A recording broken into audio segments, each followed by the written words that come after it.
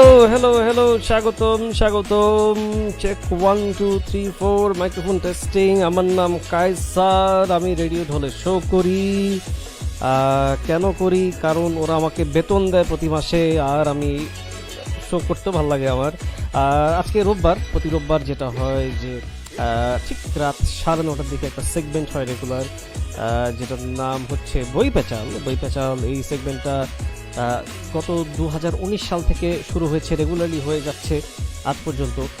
এই সেগমেন্টে হচ্ছে বইয়ের প্রচার ও প্রসার নিয়ে। কখনো এই শোতে লেখক, প্রকাশক, পাঠক, অনুবাদক, এই বাংলার ওই বাংলার এসে আমরা বই নিয়ে কথা বলি, আড্ডা দিই।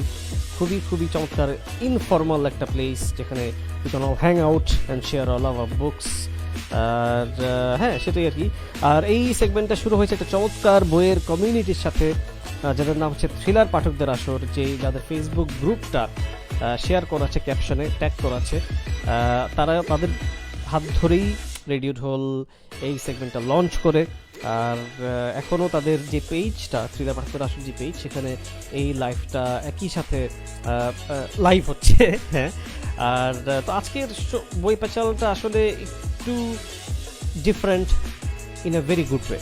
এটা একটু ব্যতিক্রম ধর্মী একটি এপিসোড, কারণ এটা আসলে খুবই মানে ইউজুয়ালি যেটা হয় যে আমরা ফিকশন নিয়ে কথা বলি, লেখক আসেন, তাদের ওয়ার্ক অফ ফিকশন নিয়ে কথা বলে। কিন্তু আজকে দুটো খুবই ইউনিক নন ফিকশন মৌলিক বই নিয়ে কথা বলা হবে একজন খুবই ট্যালেন্টেড একজন লেখকের সাথে। তো আমরা সবাই আসলে গ্রিক আর ইজিপশিয়ান মিথের সাথে কম বেশি পরিচিত আর কি। যেরকম ছোটোবেলায় ব্রেন্ডন ফ্রেজারের মামি মুভিগুলো আমরা সবাই দেখেছি, তারপর আমরা এখন পার্সি জ্যাকসনের কথা সবাই জানি, তারপর আমরা ওই যে টাইটান্স কি মুভি আছে না, কি আছে না, এটা কোন টাইটান না, সরি, ওই যে কি ছিল না, ওই যে ওয়ার অফ দ্য টাইটান্স কি জানি, এরকম অনেক ছবি আছে। বেসিক্যালি যেটা বলতে চাচ্ছি যে পপ কালচারের জগতে আমরা কিন্তু সবসময় কোনো না কোনো জায়গায় গ্রিক ও মিশরীয় মিথের কোনো রকম পদক্ষেপ দেখতে পারি। আমরা ছোটোবেলায় যেরকম বিটিভিতে হারকিউলিস নামের একটা টিভি শো দেখাতো, যেটা আমি অনেক বড় ফ্যান, এখনও ফ্যান। কেভিন সর্ব ছিল হারকিউলিসের রোলটা প্লে করেছিল। Oh my god, one of my favourite TV shows from childhood. কিন্তু এই যে গ্রিক আর মিশরীয় মিথ, আমরা যখন এগুলোর ব্যাপারে যখন আমরা নিজেরা আরেকটু বিস্তারিত জানতে চাই, তখন কিন্তু দেখা যায় যে আমাদের বাংলা কোনো কিন্তু ওরকম নন ফিকশন মৌলিক কিন্তু বই আমরা দেখি না। হ্যাঁ, সবসময় ঘুরে ফিরে হয় ইংরেজি বইয়ের দিকে যেতে হয়, অথবা ইংরেজি বইয়ের অনুবাদের দিকে যেতে হয়। কিন্তু যে প্রপার একটা বাংলা নন ফিকশন বই যে থাকবে একদম, যেখানে বিস্তারিত A to Z থাকবে গ্রিক মিথোলজির উপর, মিশরীয় মিথোলজির উপর, সেটা কিন্তু ছিল না আনটিল রিসেন্টলি। ইয়েস স্যার, একজন খুবই ট্যালেন্টেড ব্যক্তি, যে কিনা ফুল টাইম ডক্টর, আর একজন পার্ট টাইম বলা যায় না, কারণ এই দুটা বই লেখার জন্য ওনাকে ফুল টাইম রাইটারের কাজই করতে হয়েছে। উনি হচ্ছেন the one and only SM Niaz মাওলা ভাই। তো উনি এই চ্যালেঞ্জটা লুফে নিয়েছেন। উনি একদম অগণিত ইংরেজি গ্রিক মিথোলজি বই ঘেটেছেন, অগণিত ইংরেজি মিশরীয় মিথোলজি বই ঘেটে একদম সবগুলো নলেজ ঘাটাঘাটি করে একদম বেস্ট একটা ভার্সন, একটা মানে আমাদেরকে দুটো গ্রন্থ দিয়েছেন, একটা গ্রিক মিথোলজি আদি থেকে অন্ত, আর একটা মিশরীয় মিথোলজি আদি থেকে অন্ত। এইটা করতে কিন্তু ভাই, মানে I don't know how he did it, কিন্তু এটা করতে কিন্তু ভাই অনেক back breaking work, and it's a one of a kind. দুইটাই খুবই পায়োনিয়ারিং বই আমাদের বাংলা সাহিত্যে, নন ফিকশন সেকশন স্পেশালি। তো এর জন্যই ওনাকে আজকে আনা। ওনার সাথে অলরেডি থ্রিলার পাঠকদের আসরে একটা TPA বৈঠকি আড্ডা একটা শো করেছিলাম, সেখানে I was absolutely fascinated owner interview নিয়ে। ওনার সাথে আরও ছিল জাগৃতি প্রকাশনী, যেখান থেকে এই দুটো বই রিলিজ হয়েছে, সেটার যে প্রকাশক জলিয়া, ওনার সাথে কথা হয়েছে। তারপর গ্রিক মিশরীয় মিথোলজির যে প্রচ্ছদ শিল্পী, চারুশিল্পী, ওনার সাথে কথা হয়েছে। তারপর একজন মিডিয়া পার্সোনালিটি ওয়াহিদা মিশা আপু, ওনার সাথে কথা হয়েছে। শাহাদাত সাব্বির ভাই, যে প্রুফ রিডার ও ডিজাইন করেছেন বইটা, ওনার সাথে কথা হয়েছে। চমৎকার একটা আলোচনা ছিল। যদি কেউ ওই আলোচনাটা দেখতে চান, 3 ঘন্টারও বেশি আলোচনা ছিল এটা, মানে সেরকম জমজমাট আলোচনা ছিল। থ্রিলার পাঠকদের আসর গ্রুপ না, পেজে গিয়ে সেটা পাবেন। বাট আজকে শুধু নিয়াজ মাওলা ভাইয়ের সাথে আড্ডা দিব। দেখি ওনাকে ডেকে আনি, উনি আছেন নাকি আমাদের সাথে। নিয়াজ মাওলা ভাই, আসসালামু আলাইকুম, আপনি কি আমার সাথে আছেন? হ্যাঁ, আমি আছি। ভাইয়া কেমন আছেন আপনি? এই তো কায়সার, ভালো আছো? তুমি কেমন আছো? আমি ভাই অনেক ভালো আছি। মনে করেন যে আজকে একটু হালকা ঢাকায় ঝড়ো হাওয়া বইছে, একটু ঠান্ডা ঠান্ডা লাগছে। টানা 2 দিন গরমের পর তো একটু ভালো লাগছে আর কি ঠান্ডা ওয়েদারে। আমি জানি না আপনি কি এখনো কক্সবাজারে, নিয়াজ ভাই? আল্লাহ, তাহলে তুমি, হ্যাঁ তাহলে তুমি এনজয় একটু আবহাওয়াটা। হ্যাঁ, আজকে আমি কক্সবাজারে, এবং কক্সবাজারে কিন্তু গরম যথারীতি। আজকে আচ্ছা, বৃষ্টি নাই, ঠান্ডা বাতাসও নেই। আয় হায়, তাহলে কি বলেন? কিন্তু আপনার ওখানে ওই যে ইয়াস ইয়াস কিরকম মানে আঘাত এনেছে আর কি? ইয়াস, আসলে তো আমাদের কক্সবাজারের উপরে মূল আঘাতটা হানিনি, তবে হ্যাঁ। যেটা হয়েছিল, আমি আমি কিন্তু ইয়াসের দিন সকালবেলা আমি মেরিন ড্রাইভে গিয়েছিলাম, আচ্ছা। এবং ওইখানে গিয়ে কিছু ভিডিও, সেটা আমি আমার ফেসবুক প্রোফাইলে দিয়েছিলাম। ইয়াসে আসলে যেটা হয়েছে সেটা হচ্ছে জ্বরের সময় জি। হিমছড়ির দিকে এবং একটু টেকনাফের ওদিকে কিছু অঞ্চলে, যেটা একদম সাগরের কাছে কাছে তীরগুলো, হ্যাঁ। জ্বরের সময় কিছু পানি উঠেছিল, তারপর আবার জ্বর শেষে আবার পানি নেমে গিয়েছিল। আচ্ছা। তেমন যে খুব একটা ক্ষয়ক্ষতি হয়ে, আমরা ওই ধরনের বড় কোনো ক্ষয়ক্ষতির খবর আসলে এখানে পাইনি আর কি। যাক, আলহামদুলিল্লাহ, এটা খুবই ভালো একটা খবর। কিন্তু নিয়াজ ভাই, আপনার সাথে আমার আসলে একবার অলরেডি বিস্তারিত আলাপ হয়েছিল। তা আমরা ওইটারই মনে করেন, ওই দিন তো মনে করেন 3 ঘন্টা শো হয়েছিল, মানে খুবই জমজমান একটা শো ছিল ওই দিন। তো হ্যাঁ, এক্স্যাক্টলি। তো আমরা ওই আলাপটাই মনে করেন আজকে আরেকবার দিব। 3 ঘন্টা না, আপনি টেনশন নিয়েন না, এত সময় নিব না আপনার এটা। তো তো সেটা নিয়ে কথা বলবো আর কি। কিন্তু প্রথমত নিয়াজ মাওলা ভাই, আমি আসলে আমাদের আলাপটা শুরু করতে চাই, আপনি যদি লাইভ ভিডিওটা একটু দেখেন, যে আমি এই ছবিটা নিয়ে একটু আলাপ শুরু করতে চাই। যে আপনার যে মিশরীয় মিথোলজি আদি থেকে অন্ত, এই যে এই ছবিটা, দুটো বিড়ালের মাঝখানে বইটা, আমি এই এই ছবিটার পিছনে ঘটনাটা জানতে চাই, যে কে তুলেছে ছবিটা, এত চমৎকার আসছে ছবিটা। এটা মানে আমি এটা নিয়ে জানতে চাই। আচ্ছা, এটা একটা চমৎকার কাহিনী আছে। হ্যাঁ। সেটা হচ্ছে যে এটা আমি একটু বলি আর কি। কাহিনীটা অবশ্যই, খুবই অবশ্যই। মজা একটা জিনিস তুমি তুলেছো। সেটা হচ্ছে যে বিড়াল দুইটা কিন্তু আমার কাজিনের, আচ্ছা। এবং ছবিটা তুলেছে মিথিলা রহমান শশী। জি। ও কক্সবাজারে জব করে, ইন্টার্ন করে আর কি, হ্যাকসে করে একটা ইন্টারন্যাশনাল অর্গানাইজেশনে আচ্ছা। ওয়াস্ট ম্যানেজমেন্টের উপরে। তো ও মিশরি মিথুল, আমি যখন এই ছবিটা তুলে হয়েছিল আমার বুকস্টাগ্রাম, আমি মিশরি এবং গ্রিক মিথোলজির দুইটা বইয়ের উপর বুকস্টাগ্রাম প্রতিযোগিতা আয়োজন করেছিলাম জি। প্রায় অনেক আগে। তো তখন ও একদিন হঠাৎ করে আমাকে কিছুই বললো না, সে বললো যে আমার একটা যেখানে ছবিটা তোলা হয়েছে সেটা হচ্ছে আবার আমার বাসার গ্রিন জোন, মানে আচ্ছা। ওই জায়গাটা সবুজ গাছপালা দিয়ে ছাদ আর কি, ছাদ না, বারান্দা। জি। ওই বারান্দা থেকে সমুদ্র সৈকত দেখা যায়। বাহ। তো গ্রিন কার্পেট এবং কিছু সবুজ গাছপালা আমি লাগাইছি আর কি, জাস্ট বিকাল বেলা বা রাতের বেলায় বসার জন্য আর কি, বাহ। ভালোই লাগে আর কি দেখার জন্য। তো সে ওইখানে দুইটা বিড়াল নিয়ে এসে, আমি ছবি তোলার সময় আমি দেখি নাই, সে ছবিগুলো তুললো, পরে আমাকে যখন জমা দিল, দেন আমি দেখলাম। তো আমি ওকে জিজ্ঞেস করেছিলাম যে তোমার এই ছবিটার ব্যাকগ্রাউন্ডটা কি, তুমি কি মনে করে দুটো বিড়ালের মাঝখানে ছবি মিশরীয় মিথোলজি বইটা দিলে। জি। বলে দেখলাম যে ওখানে একটা প্লাস্টিকের সাপেরও ছবি আছে। রাইট। তো এখানে ব্যাপারটা হচ্ছে যে গ্রিক মিশরীয়রা কিন্তু বিড়াল খুব পছন্দ করতো, প্রাচীন মিশরীয়রা যারা, জি। তাদের একজন দেবতাও ছিল আপেট নাম।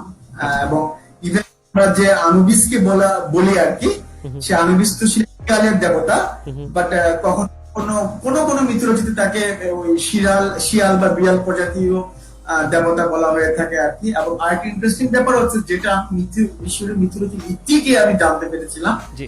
যে পৃথিবীর ইতিহাসে প্রথম ডকুমেন্টেড, মানে লিখিত ফারাও যিনি গৃহপালিত পশু পছন্দ করতেন, লাইক কুকুর এবং বিড়াল, সেটা কিন্তু মিশরেই প্রথম হয়েছে। আচ্ছা। এবং সেটা নিয়ে স্টেলা মানে হচ্ছে পাথরের মধ্যে শিলালিপি, জি। এরকম শিলালিপি পাওয়া যাচ্ছে যে এই অমুক ফারাও তার এতগুলো কুকুর এবং এতগুলো এবং আরেকটা মজার ব্যাপার আমি একটু বলি, সেটা হচ্ছে এখন যদি কোনো শিল্পী, আর্টিস্ট, জি। সাপোজ যদি কোনো মেয়ে ছবি আঁকে, যে মহিলা একটা চেয়ারের উপরে আছে, হ্যাঁ, জি। এখন চেয়ারের ছবি আঁকলো, চেয়ারে মেয়ে বসে আসলো, চেয়ারের নিচে অংশটা ফাঁকা থাকে, তাই না? হ্যাঁ। তো এখন দেখবেন যে যারা তারা ওই ফাঁকা জায়গাটাকে পূরণ করে কিভাবে, যে হয়তো একটা ভ্যানিটি ব্যাগ দেয়, মানে যেটা মেয়েদের আনুষঙ্গিক জিনিসপত্র। আচ্ছা। আচ্ছা। প্রাচীন প্রাচীন মিশরে আর্টিস্টরা যখন এই ধরনের কোনো মহিলাদের ছবি আঁকতেন চেয়ারের উপর বা কোনো টুলের উপরে, তারা ফাঁকা জায়গাটা কিন্তু বিড়ালের ছবি। আচ্ছা, রাইট রাইট।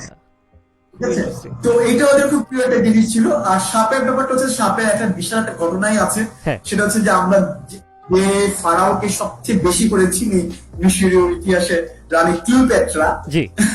রানী ক্লিওপেট্রাকে বলা হয়ে থাকে যে ধারণা করা থাকে উনি সাপের কামড় নিজে নিয়ে মারা গিয়েছেন, না আত্মহত্যা করেছেন আর কি। ঠিক আছে? আচ্ছা।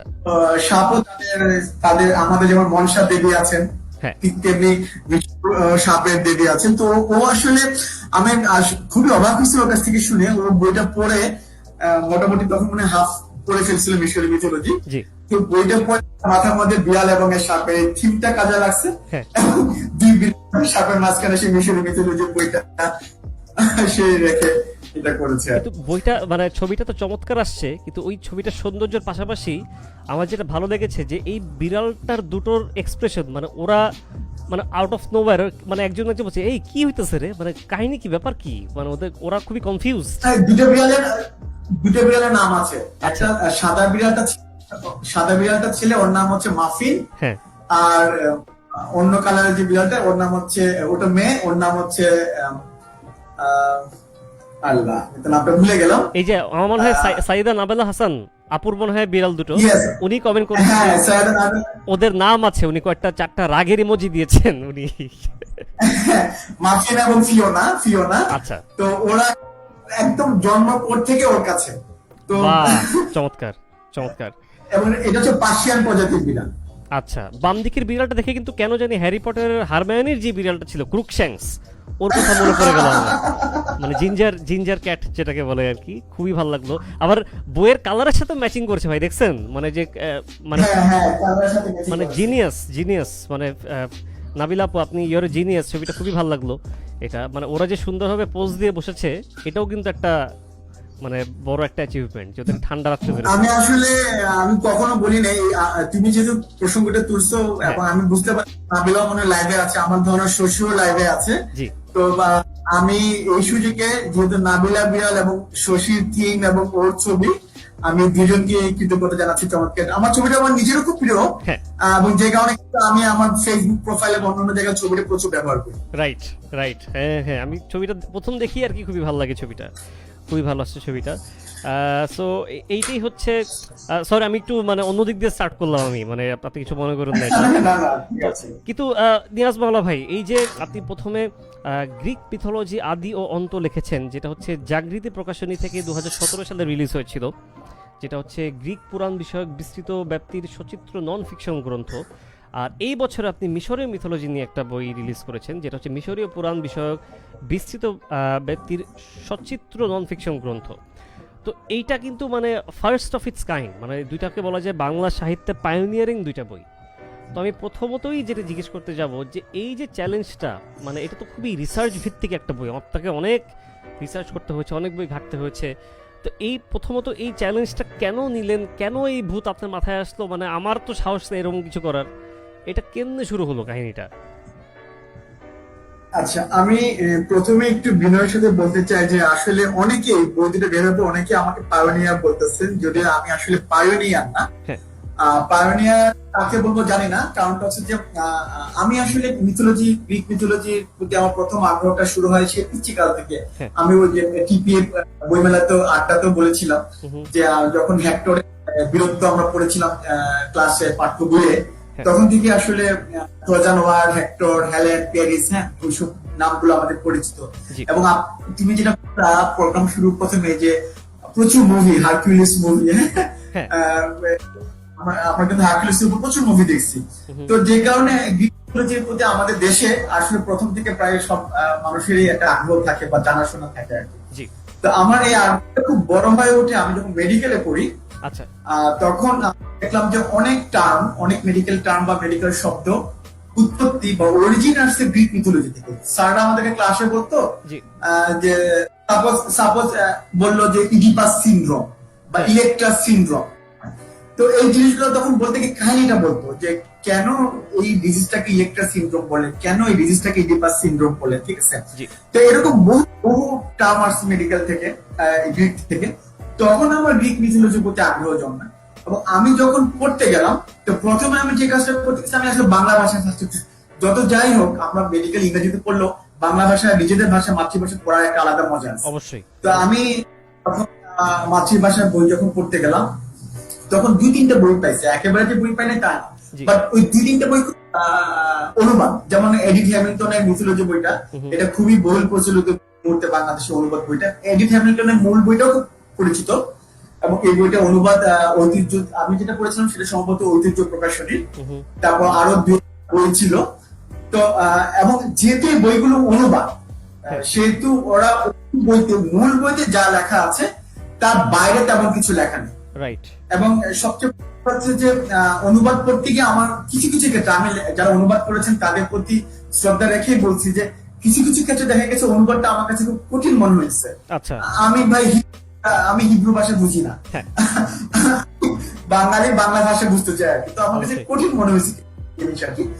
তো তখন আমি চিন্তা করলাম যে আমি মূল অরিজিনাল বইগুলো পড়বো, ইংরেজি যে বইগুলো আছে সেগুলো পড়বো, যেহেতু গ্রিক ভাষার বই আমার, গ্রিক ল্যাটিন ভাষা বা গ্রিক ভাষা আমি জানি না। ইংরেজি মূল বই পড়তে গিয়ে আমি যেটা দেখলাম যে কোন বইতে সমস্ত গ্রিক কাহিনীগুলো একসাথে নাই। আচ্ছা আচ্ছা। প্রায় সবগুলো বইতে কিছু কিছু অংশ, মানে একদম ফুল, যে আমি একদম প্রথম থেকে এই যে ক্রোনোলজিক্যাল যে আমি পড়বো যে কিভাবে গ্রিক মিথোলজি অনুযায়ী সৃষ্টি তত্ত্ব হলো, তারপরে কোন দেবতা আসলো, টাইটান আসলো, তারপর অলিম্পিয়ানরা আসলো, তারপর কোন দেবতা আসলো, তারপর কোন ডেমিগেড আসলো, তাই না? ওই সিরিয়ালটা নাই এবং সমস্ত কাহিনী নাই। আরো একটা ইন্টারেস্টিং ব্যাপার হচ্ছে যে দেখা গেছে যে একই কাহিনী একটা বইতে অন্যভাবে লেখা, আরেকটা মূল বইতে আরেক রকম ভাবে লেখা, 2-3টা ভার্সন বা 3-4টা ভার্সন। আবার দেখা গেছে একটা কাহিনী শুধু একটা বই আছে, বাকি 4-5টা ওই কাহিনী কোনো উল্লেখই নাই। তো তখন আমার একটা জেদের বসি হোক যে আমি যেহেতু এভাবে পরে মজা পাচ্ছি না, তাহলে আমি নিজেই পুরো মিথোলজি লিখবো, সমস্ত বই ঘেটে ঘেটে। সেই থেকে আসলে আমার তখন আমি সবগুলো মূল ইংরেজি বইগুলো পড়া শুরু করলাম, এবং তারপরে আমার টার্গেটই ছিল যে আমি সমস্ত কাহিনীগুলো এক মোড়াতে আনবো, ক্রোনোলজিক্যালি, একদম সিরিয়াল, যাতে পাঠক পড়তে গেলে সহজ ভাবে পড়তে পারে। আর একটা ব্যাপার আছে, এটা আমার দুর্বলতা বলতে পারেন, এবং এই দুর্বলতাটাকে আমি সত্যি হিসেবে মনে করি, সেটা হচ্ছে আমার ভাষার শব্দ ভান্ডার খুব স্বল্প, আমি খুব একটা সমৃদ্ধ না শব্দ ভান্ডারে, যে কারণে আমি কঠিন ভাবে কোনো কিছু লিখতে পারি না, যাই লিখি সহজ সরল ভাষায়। আলটিমেটলি দেখা গেছে যে সহজ সরল ভাষাতে পাঠকরা খুব পছন্দ করেছেন, তারা বুঝতে পেরেছেন, এবং একটা বলাটার মধ্যে আমি সবগুলা কাহিনী, এবং শুধু সবগুলো কাহিনী না, ওই যেটা বললাম যে কোন একটা কাহিনী দেখা গেছে 2-3টা ভার্সন আছে, আমি সেই 2-3টা ভার্সন তুলে নিয়ে এসেছি উইথ রেফারেন্স সহ, যে কোন ভার্সনটা কোন জায়গায় পাওয়া গেছে। এই রেফারেন্সের কারণে যেটা হচ্ছে যে যারা এটাকে রেফারেন্স বুক হিসেবে ইউজ করতে চায়, তারা সেটাকে রেফারেন্স বুক হিসেবে ইউজ করতে পারে, যেহেতু রেফারেন্সটা আছে, এবং কেউ যদি গল্প আকারে পড়তে চায় বা জানার জন্য পড়তে চায়, সেই হিসেবে তারা করতে পারে, যেহেতু ভাষাটা আমার ওইভাবেই লেখা। আচ্ছা, তো এইভাবে আসলে মিথোলজির সূচনাটা আর কি। চমৎকার চমৎকার। আমি কিছু বইয়ের সূচনা না, লেখার সূচনা। আচ্ছা, কিন্তু নিয়াজ ভাই আপনি যেটাই বলেন এখন, আমি এরপরেও বলবো যে এই দুইটা আসলে one of a kind pioneering বই। কারণ যেটা বলছিলাম যে বাংলা সাহিত্যে আসলে এই গ্রিক আর মিশরীয় মিথোলজির উপর এরকম এই লেভেলের বিস্তারিত নন ফিকশন মৌলিক বই কিন্তু এর আগে আমি কখনো দেখি নাই, আর আমার জানা মতে ছিলও না। হ্যাঁ, এই সেন্সে আমি আপনার সাথে এগ্রি করি, যে আমি অনেকটা জোর গলায় বলি যে বাংলাদেশে বাংলা ভাষায়, শুধু বাংলাদেশে না, আমি পুরা বাংলাটাই বলবো, পশ্চিমবঙ্গ এবং বাংলাদেশ মিলে বাংলা ভাষাতে ফুল গ্রিক মিথোলজি এবং ইজিপশিয়ান মিথোলজি এইভাবে সমস্ত কাহিনী এক জায়গায় নিয়ে আসা আমি বই পাইনি, এখনো পর্যন্ত পাইনি। অবশ্যই অবশ্যই, এর জন্য আসলে আমি একটু প্রাউড ফিল করি যখন আপনাকে আজকে দ্বিতীয়বারের মতো আপনাকে ইন্টারভিউ নেওয়ার সুযোগ পেলাম আর কি। তো ভাই আমরা যদি সামনে আগাই, আমরা যদি গ্রিক মিথোলজি আদি থেকে অন্ত থেকে একটু আলাপ আলোচনাটা শুরু করি, যে গ্রিক মিথোলজির উপরে আপনার তো বইটা রিলিজ হয়েছিল হচ্ছে এটা 2017 সালে। তো এই বইটা লিখতে কতদিন লেগেছে, প্রস্তুতি নিতে কিরকম, কারণ এটা ছিল আপনার দুইটার মধ্যে প্রথম প্রজেক্ট, আর তো এইটার লেখার মানে সময় কি কোনো প্রতিবন্ধকতার ফেস করতে হয়েছিল নাকি, এইটা নিয়ে একটু বলেন। আচ্ছা, প্রথম কথা হচ্ছে যে আমি যে বললাম যে আগ্রহ থেকে লেখা শুরু করি, আমি যখন লেখা শুরু করি গ্রিক মিথোলজি, তখন কিন্তু আমার কোনো ধারণাই ছিল না বা কোনো মনের ভিতরে কোনো ইচ্ছেও ছিল না যে আমি এটা বই আকারে প্রকাশ করবো। জি। বাট এটা ছিল 2011 সাল। আপনারা জানেন বোধহয়, তোমরা জানো যে সেই সময়টাতে ব্লগের খুব ভালো সময় ছিল আর কি, ব্লগারদের আর কি হ্যাঁ। ব্লগিং করা হতো। খুব ভালো ভালো একটা ব্লগিং সাইট হচ্ছে জনপ্রিয় সচলায়তন। তো আমি সে সচলায়তনে আমি গ্রিক মিথোলজি প্রথম থেকে এখন এই বইয়ের যে প্রথম অংশ থেকে সেখান থেকে আমি লেখা শুরু করেছিলাম। এক একটা পর্ব লিখতাম এবং সচলায়তনে দিতাম। জি। তো তখন আমি সচলায়তনের অতিথি লেখক ছিলাম, মানে আমার নাম অটো আসতো না, অতিথি লেখক হিসেবে আসতো এবং লেখা শেষে আমার নামটা দেওয়া হতো। সচলায়তনের নিয়ম ছিল এটা যে তারা বেশ কয়েকটা লেখা দেখার পর সেই লেখক করা একেবারে সচল করে বা আচল করে তখন অটোমেটিকলি তার নামটা উঠে। তো আমি একদম নতুন লেখক, তো তখন আমার অতিথি লেখক হিসেবে নাম উঠতো, কিন্তু নিচে আমি আমার নামটা লিখে দিতাম। তো এইভাবে আমি 29টা পর্ব লিখেছিলাম সৃষ্টিতত্ত্ব নিয়ে এবং কিছু দেবতাদের কাহিনী নিয়ে।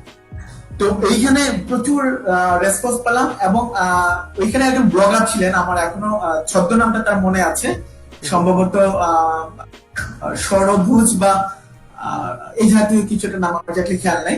তো উনি একদিন আমাকে উনি আমাকে আমার পার্সোনালি আমাকে কমেন্ট করে জানালেন, যদি আপনার এটা নিয়ে এটা খুব ভালো বই মতো করে হচ্ছে, আপনার যদি বই হিসেবে বের করার ইচ্ছা থাকে তাহলে আপনি ব্লগে বা অন্য কোথাও এটা দিয়েন না, কারণ লেখাগুলো চুরি হয়ে যায়।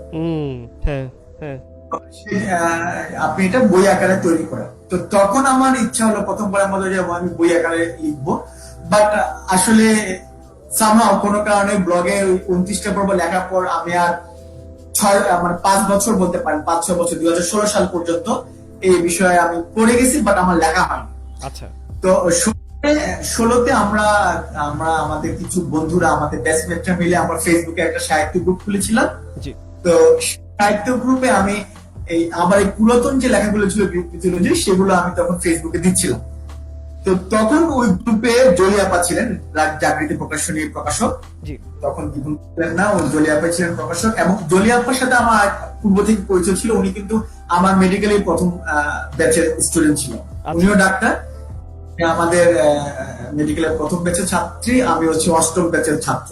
আচ্ছা। তো উনি আমাকে চিনতেন, জানতেন, আমি ওনাকে চিনতাম, জানতাম। কিন্তু উনি লেখাগুলো উনি ওই সেই ফেসবুক গ্রুপে প্রথমবারের মতো দেখলেন গ্রিক মিথোলজি লেখাগুলো, এবং ওনার খুব আগ্রহ ছিল গ্রিক মিথোলজির উপর। শুধু গ্রিক মিথোলজি না, সব মিথোলজির প্রতি ওনার খুব আগ্রহ ছিল। যে কারণে একদিন উনি আমাকে হঠাৎ করে ফোন করে বললেন যে নিয়াজ, তুমি তোমার ল্যাপটপ নিয়ে আমার বাসায় আসো। তো আমি একটু ভয় পেয়েছিলাম যে সিনিয়র আপু আমাকে ল্যাপটপ সহ ডাকছে কি নাকি শাস্তি বা কি নাকি সমস্যা। খুব ভয়ে ভয়ে আমি ওনার বাসায় গেছি। তো উনি আমাকে তখন বললেন যে তোমার গ্রিক মিথোলজি কতটুকু লেখা হয়েছে। তো আমি বললাম যে আমি আসলে অর্ধেকের মতো লিখছি, সরি 1/3 লিখছি, আরো 2/3 লেখা বাকি আছে। তো উনি বললেন যে তোমাকে আমি অক্টোবর পর্যন্ত সময় দিলাম, এর মধ্যে পুরো বইটা কমপ্লিট করো, আমি বইটা বের করব। আচ্ছা। তো আমি তো তখন উত্তেজনা বসে আমি রাত করে গেলাম। তো বাসায় এসে লিখতে গিয়ে যে 2/3 তো লেখা কম ব্যাপার না, অনেক সময়ের ব্যাপার, অনেক রিসার্চের ব্যাপার, অনেক ইয়ের ব্যাপার। তো আমি বললাম যে আপু আমার সময় লাগবে, একটা জিনিস যেহেতু আমি লিখবো, আমি এটা খেলা করে লিখতে পারবো না, আমার টাইম লাগবে। আমার ভাগ্য আমার প্রকাশক আমাকে অফুরন্ত টাইম দিচ্ছেন। আমি সেই 2017 সালের 24শে জানুয়ারি বইমেলা শুরু হওয়ার 6 দিন আগে ওনাকে আমি মূল পাণ্ডুলিপিটা জমা দিচ্ছি। আচ্ছা। ওয়াও। তো এই হচ্ছে গ্রিক মিথোলজি। আমার 7-8 বছর, মূলত লেখা হয়েছে আসলে 1.5 থেকে 2 বছর। আচ্ছা আচ্ছা। তো গ্রিক মিথোলজি বইটা যখন পাবলিশ হলো 2017 সালে, এটা তো একদম মানে ওয়ান অফ এ কাইন্ড, একদম প্রথম এই এরকম একটা বই রিলিজ হয়েছিল। তো যখন বইটা আপনি হাতে পান, হার্ড কভারটা মানে হার্ড কপিটা, তখন আপনার ফিলিংটা কেমন ছিল যে এত বছরের পরিশ্রম অবশেষে আপনার হাতে? তো তখন অনুভূতিটা কেমন ছিল? একটা মজার ব্যাপার হচ্ছে যে আমি তোমাকে ফার্স্টে বলছি যে আমি বইটার পাণ্ডুলিপি জমা দিয়েছি 24শে জানুয়ারি। জি। তো সেক্ষেত্রে আমি জানতাম যে বইমেলা প্রথম দিকে বইটা আসবে না। তো আমি প্রায় প্রতিদিনই নক করতাম জলিয়াপাকে যে জলিয়াপা বইটা কখন আসবে কখন আসবে। আচ্ছা। তো জলিয়াপা বলতেন যে ফেব্রুয়ারি 21 তারিখে একবার, 22 তারিখে একবার, 23 তারিখে, ওনারা টাইম চেঞ্জ হতো। পরে 22 তারিখে আমি শুনলাম যে বইটা আছে পেস্টিং। আচ্ছা। বাইন্ডিং করে পেস্টিং করতেছে ওই আপনার কাটাবনে। তো আমি এতটা অধৈর্য ছিলাম, আমি বললাম যে কোন জায়গায় আমি যাবো সেখানটায়। তো আমি একদম 24 তারিখ সকালে আমি সেই বাইন্ডিং হাউসে মানে পেস্টিং হাউসে বাইন্ডিং হাউসে যারা আমি একদম চোখের সামনে দেখলাম তারা কিভাবে প্রিন্টিং এর পর বই পাতাগুলো বাইন্ডিং করতেছে, কাটতেছে, কাটিং করতেছে, পেস্টিং করতেছে, তারপর প্রচ্ছদ লাগাচ্ছে। একটা সময় আমি আমার সামনেই প্রথম সংখ্যাটা মানে প্রথম কপিটা পুরো বইটা 2 ঘন্টা ধরে বইটা তৈরি করলো। আচ্ছা, তৈরি করে দেন আমার হাতে তুলে দিল। এটা হচ্ছে একেবারে সদ্য নব মানে সদ্যজাত মানে আচ্ছা। যারা বেশিরভাগ লেখকরা তো আমরা বই প্রকাশকের কাছ থেকে পাই, যে প্রেস থেকে বেরিয়ে আসে, বাইন্ডিং আসে, তারপরে লেখকের হাতে প্রকাশক পৌঁছায় যায়। বাট আমি একেবারে সে বাইন্ডিং হাউসে গিয়ে যখন বইটা একদম এক্স্যাক্টলি কমপ্লিট হয়েছে তখনই আমি হাতে পাইছি। আমার সাথে আমার খুব ফ্রেন্ড ছিল, সে এখন ইটিভির বার্তা সম্পাদক বুলবুল চৌধুরী। ও আমার সাথে ছিল ওই সময়টা পুরোটা সময়, এবং ও যতটা ইমোশনাল আমি ও দেখছি যে আমি হুলু করে কাঁদতেছি। নিজের সন্তান। তার আগে 3 বছর আগে আমার প্রথম সন্তান হয়েছে নাসমিয়া 2014 সালে, এবং আমি বইটা লিখতেছিলাম বাসাতে, ওর তখন 2 বছর বয়স, কথাবার্তা অল্প অল্প করে বলতো। তো ওই সময় সে বলতো, আমি লিখতাম রাত জেগে, ওকে সময় দিতাম যে আমার বই মানে এই ইয়েগুলো মানে আমাকে মানে আমি তখন শুধু আমার বই না, আমার বই হাতে নিয়ে যেন আমার মেয়ের কথা মনে পড়ে। আমার বইটা কিন্তু আমার বড় মেয়েকে উৎসর্গ করা, আর নাসমিয়াকে উৎসর্গ করা। তো মানে এটা অন্যরকম জিনিস আসলে বুঝতে পেরেছি। মানে মানে বুঝতে পারছি যে আপনি মানে যেহেতু নিজেই প্রেস ওখানে চলে গিয়েছিলেন, বইটা হাতে পাওয়ার পর আপনি খুবই ইমোশনাল হয়ে গিয়েছিলেন। তো মানে আমি বুঝতে পারছি যে এই বইটা মানে প্রথম বইটা আপনার জন্য খুবই পার্সোনাল আর ইমোশনাল একটা প্রজেক্ট ছিল এই জিনিসটা, এটা। কিন্তু এরপরে যখন প্রজেক্ট ছিল, রাইট। এবং আমি ইন্টারেস্টিং ব্যাপার কি কাউসার একটা জি ইন্টারেস্টিং ব্যাপার হচ্ছে, আমি বইটা 24শে ফেব্রুয়ারি এটার মরক উন্মোচন হয়েছে বইমেলাতে 2017, এবং মরক উন্মোচনটা করতে আগে না আমার বড় মেয়ে, আচ্ছা, ওর তখন 2.5 বছর বয়স। আচ্ছা, ওই নিজ ওর হাতে বইয়ে মরক উন্মোচন। বাহ, চমৎকার চমৎকার। কিন্তু আমরা এরপর 4 বছর পর আমরা মিশরীয় মিথোলজি আদি থেকে অন্ত, যেটা আরো মোটা বই, সেটা আমরা এই বছরেই আমরা এই বই মেলাতেই পাই। কিন্তু সেটাতে ফোকাস করার আগে আমি একটা স্পেশাল অ্যানাউন্সমেন্ট দিয়ে দিই। সেটা হচ্ছে যে একটা কিন্তু মিথোলজি রিভিউ প্রতিযোগিতা চলছে নিয়াজ মৌলা ভাইয়ের, যেখানে এই দুটো বইয়ের উপর রিভিউ লিখে কিন্তু আপনি জিততে পারবেন 15,000 টাকার পুরস্কার। ইয়েস। আর এটা নিয়ে বিস্তারিত জানতে হলে যে কীভাবে, কোথায় রিভিউ লিখবেন, কোথায় জমা দিবেন, নিয়ম বালে কি, সেটার জন্য কিন্তু এই যে লাইভটা রেডিওর হলের পেজ থেকে, সেটা কমেন্ট সেকশনে কিন্তু একটা লিঙ্ক দিয়ে দিয়েছি আমি, রেডিওর হলের পেজ থেকে একটা কমেন্ট দিয়ে দিয়েছি, এই লিঙ্কটা পিন করা আছে। তো সেখানে ক্লিক করে সব বিস্তারিত জানতে পারবেন। অবশ্যই পার্টিসিপেট করবেন, কারণ ভাই 15,000 টাকার পুরস্কার, মানে এটা তো মানে এটা যদি পার্টিসিপেট না করেন এটা মানে কিছু বলার না, এটা বড় একটা লস হয়ে যাবে। তো অবশ্যই সবাই ওই লিঙ্কটাতে যান, সবাই দেখেন কি অবস্থা, কি ব্যাপার, কি চলছে না চলছে। তো আমরা মিশরীয় মিথোলজি আদি থেকে অন্তত যাওয়ার আগে নিয়াজ মাওলা ভাই একটু প্রতিযোগিতা নিয়ে একটু বলেন, যে প্রতিযোগিতা আসলে কেমনে কি করতে হবে না করতে হবে। আপনি কি মানে আপনার পছন্দের যারা রেডিও শো হোস্ট তাদেরকে কি কোনো মানে অ্যাডভান্টেজ দিবেন নাকি প্রতিযোগিতায়, মানে এরকম কিছু? আচ্ছা, আমি একটু বলে নিই। সেটা হচ্ছে যে বইটা এই বই দুটো যখন বের হলো, তো এর আগে আসলে আরো দুটো কম্পিটিশন বা প্রতিযোগিতা আয়োজন করা হয়েছিল।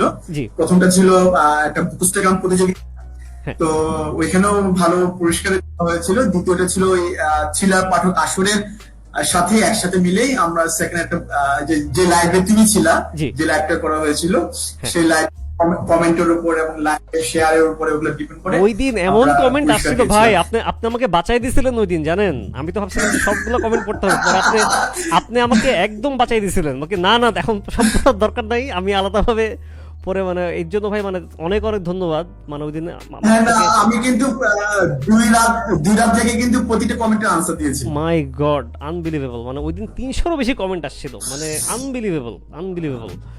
রাইট, 300-এর বেশি কমেন্ট আসছিল। অনেক ধন্যবাদ। ওই দিন আপনাকে মানে একদম জানে বাঁচাই দিছিলেন, রাত 2টা পার হয়ে যেত কমেন্ট পড়তে ওই দিন। হ্যাঁ, ওই দিন কিন্তু কমেন্ট পড়ে তোমার আমার বলিয়া পর আমাদেরই কিন্তু ঠিক করার কথা ছিল আর কি। হ্যাঁ, পরে আপনি আসলে বাঁচাই দিছিলেন ওই দিন।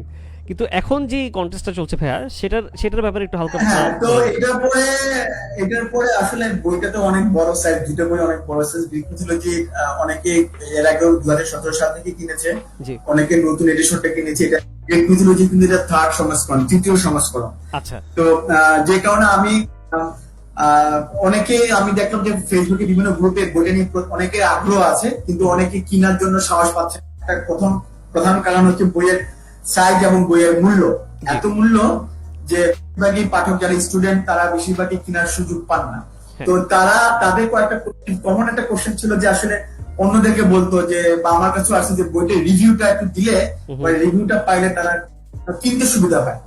তো আমি এই জন্য চিন্তা করলাম রিভিউটা নিজে বই রিভিউ নিজে কি দিব, তার চেয়ে বরং যারা কিনে পড়ছে তাদের কাছ থেকে রিভিউটা পেলে একটা সুবিধা হয়, যারা কিনবে তাদের জন্য। তো এখন মানুষজন তো আসলে কেউ কষ্ট করে রিভিউ লিখতে চায় না সহজে, এত বড় বড় বই। ছোট ছোট বই হলে লেখাটা হয়, বাট বড় বই খুব টাফ হয় আর কি। তো আর আমি ইনফ্যাক্ট আসলে ভাবছি যে এই মিথোলজি পাঠক আছে বাংলাদেশে, কিন্তু অতটা বেশি এখনো হয়ে ওঠে নাই। আমার একটা মেইন টার্গেট হচ্ছে মিথোলজি পাঠক বেস গড়ে তোলা, যে যারা মিথোলজি আগ্রহ নিয়ে পড়বে। তো সেই কারণে আমার হঠাৎ করে মনে হলো যে একটা রিভিউ প্রতিযোগিতা আয়োজন করা যেতে পারে, এবং সেটার জন্য আমি 2 মাসের সময় দিলাম সাবমিশনের। কারণটা হচ্ছে যে বই যেহেতু অনেক মোটা মোটা, যে কোনো একটা বই পড়তে পারে, বা যে কোনো দুইটা বই যদি দুইটা বই রিভিউ লিখতে পারে, যত খুশি রিভিউ তারা লিখতে পারে। আমি রিভিউ সংখ্যা নিয়ে আমি এটা সীমাবদ্ধ করিনি। কেউ গ্রিক মিথোলজি নিয়েও লিখতে পারে, কেউ ইজিপশিয়ান মিথোলজি লিখতে পারে, একজন আবার দুইটা নিয়েও লিখতে পারে, ঠিক আছে? সবগুলাই অ্যাকসেপ্ট হবে। বাট এই রিভিউ প্রতিযোগিতায় অংশগ্রহণ করতে গেলে কিছু নিয়ম মানতে হবে। সেটা হচ্ছে যে আমার একটা পেজ আছে, যে লিঙ্কটা তুমি দিয়েছো, পেজের লিঙ্কটা নাম, ওই পেজটাতে যারা রিভিউতে অংশগ্রহণ করবে তাদেরকে প্রথমে ওই পেজটাতে লাইক দিতে হবে, এবং রিভিউটা ওই পেজে পোস্ট করতে হবে, এবং ওই পোস্টটা তার ওয়ালে, তার ফেসবুক ওয়ালে শেয়ার করতে হবে, রাইট? এবং সাথে একটা ছবি দিতে হবে বইয়ে, যেটা পুস্তকাম বলো, আমার ছবি বলে ছবি দিতে হবে। আর আরেকটা ব্যাপার হচ্ছে যে রিভিউটা কমপক্ষে 1000 শব্দের মধ্যে হবে, কমপক্ষে। আচ্ছা, 1000 শব্দের উপরে যত বেশি খুশি দিতে পারে, বাট কমপক্ষে, কারণ বিশাল দুটো বই তো, দুটো বই আমার কাছে মনে হচ্ছে যে 1000 শব্দের নিচে আসলে হবে না। এই জন্য আমি খুব বলে দিচ্ছি কমপক্ষে 1000 শব্দের। তো এইটা কন্ডিশন আছে। যারা দেবেন তাদের মধ্যে থেকে আমি এটুকু বলতে পারি যে আজকেও আমি আসলে একটা কমেন্ট পেয়েছি অন্য একটা গ্রুপে, আমাকে না, মানে ইন জেনারেল বলা হয়েছে যে রিভিউ প্রতিযোগিতাতে অনেকেই আসলে উৎসাহ পায় না, কারণ এসব প্রতিযোগিতাতে কারা প্রাইজ পাবে আগে থেকে নাকি মোটামুটি ঠিক করা থাকে আর কি, ঠিক আছে? তো যে এই জন্য বললাম, আগে থেকে ঠিক করা থাকলে কায়সার তুমি কিন্তু পেয়ে যেতা, এটা নিশ্চিত থাকো।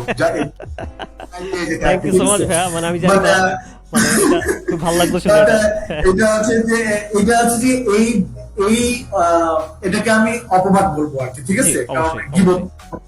অপবাদ থেকে মুক্তি পাওয়ার জন্য ইভেন বিচারক মন্ডলীতে আমি থাকতেছি না।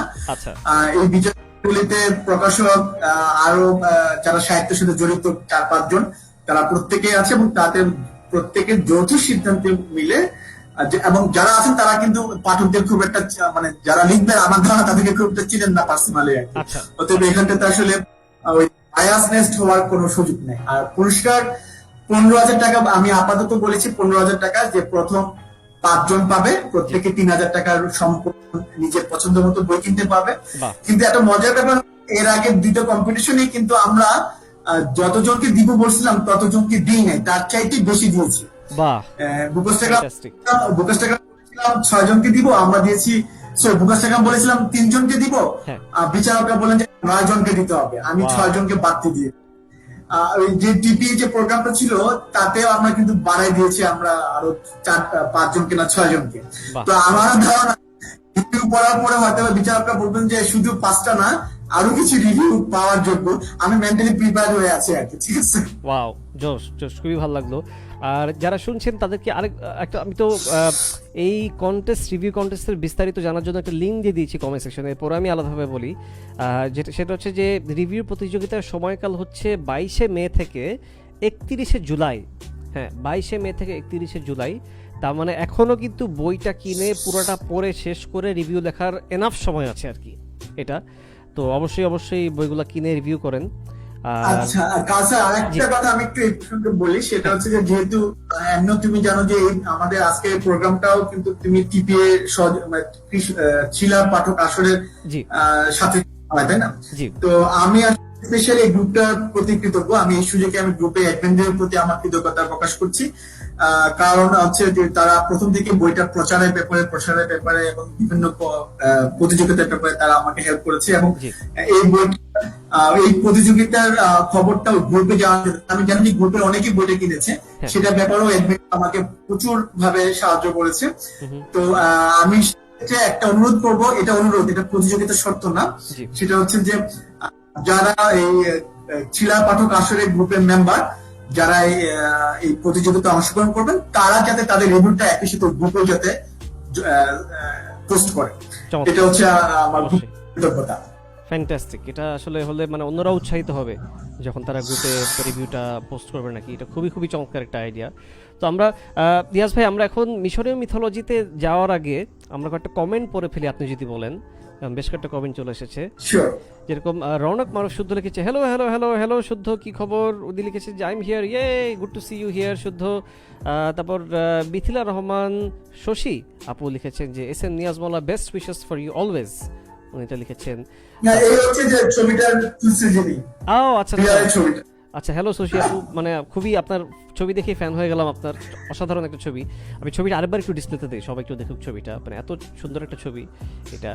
আর প্রান্ত ঘোষ দস্তিদার, আমাদের একজন লেখক আর অনুবাদক ভাই ভাই প্রান্তদা কমেন্ট করেছেন যে নিয়াজ মাওলা ভাইকে আরও একবার অভিনন্দন। আপনাদের আগের সুদীর্ঘ লাইভ আগাগোড়া শুনে মোটামুটি অনেক কিছুই জেনেছি বলে বইগুলো সম্পর্কে। মিশরীয় মিথোলজি সংগ্রহ করা আছে, ভবিষ্যতের মিথোলজিগুলোর অপেক্ষায় আছি অবশ্যই। এত বড় পরিসরে কাজ করার জন্য অনেক ধন্যবাদ। বাহ, অনেক ধন্যবাদ প্রান্তদা, চমৎকার একটা কমেন্ট লিখলেন। প্রান্তদাকে আমার পক্ষে থেকে ধন্যবাদ চমৎকার কমেন্টের জন্য। Absolutely absolutely. রেজওয়ান শুভ লিখেছেন যে বাংলাদেশে মিথোলজির এমন সমৃদ্ধ বই পাওয়া কিছুদিন আগেও ছিল দুষ্কর। মিশরীয় মিথোলজি এবং গ্রিক মিথোলজি নিয়াজ ভাইয়ের অনন্য উপহার। Absolutely absolutely. স্যার, আমি একটু রেজন শুভ নিয়ে ধন্যবাদ রেজন শুভ। তোমাকে মনে হয় আজকে রেজন শুভর কথা বলেছি।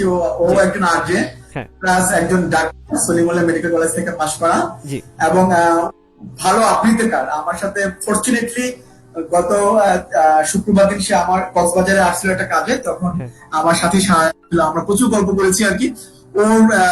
ওর একটা ইচ্ছা আছে, আমাকে বলেছে যে এই মিথোলজি নিয়ে, আমার এই মিশরীয় মিথোলজি নিয়ে বা গ্রিক মিথোলজি নিয়ে, প্রথমত মনে গ্রিক মিথোলজি নিয়ে একটা কাজ করবে। আমি খুবই আগ্রহ নিয়ে আছি ওর কাজ দেখার জন্য আর কি। ওয়াও, কি বলেন! এটা তো আমি এই কাজটা তো আমিও দেখতে চাই তাহলে সামনে। এটা খুবই খুবই চমৎকার একটা নিউজ। এদিকে ফাহাদ হৃদয় কমেন্ট করেছেন, বিশাল কমেন্ট, বাপরে বাপ।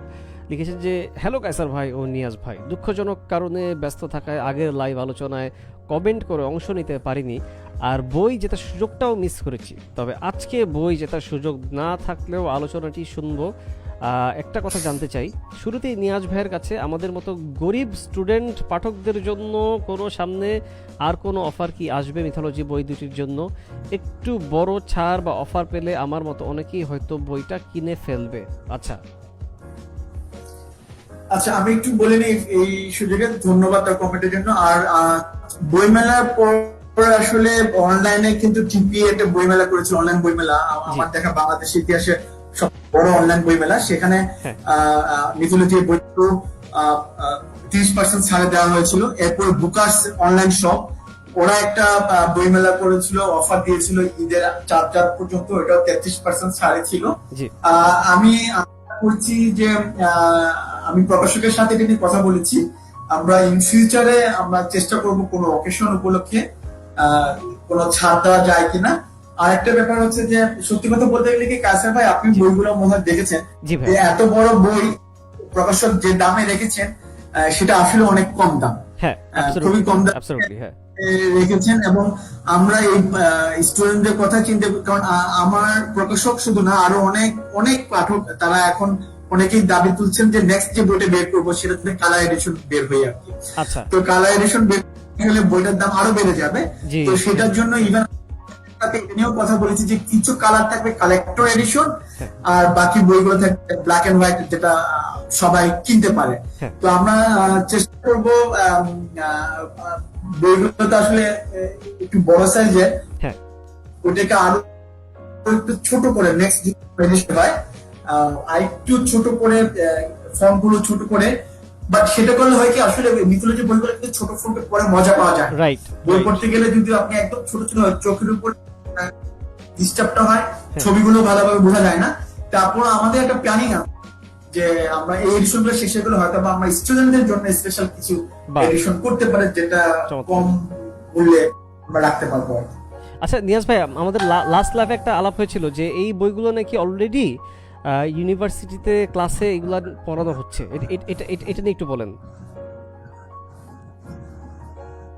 হ্যাঁ, আমি এই যদি একটা ঘটনা বলি আগে। ফার্স্টে যখন গ্রিক মিথোলজি 2017-তে বের হলো, হ্যাঁ। তো আমি বের হওয়ার পর আমি বইমেলা জাগৃতি প্রকাশনের পাশে দাঁড়ালাম, একদম নতুন লেখক, কেউ চিনে না জানে না, গবেষণার মতো।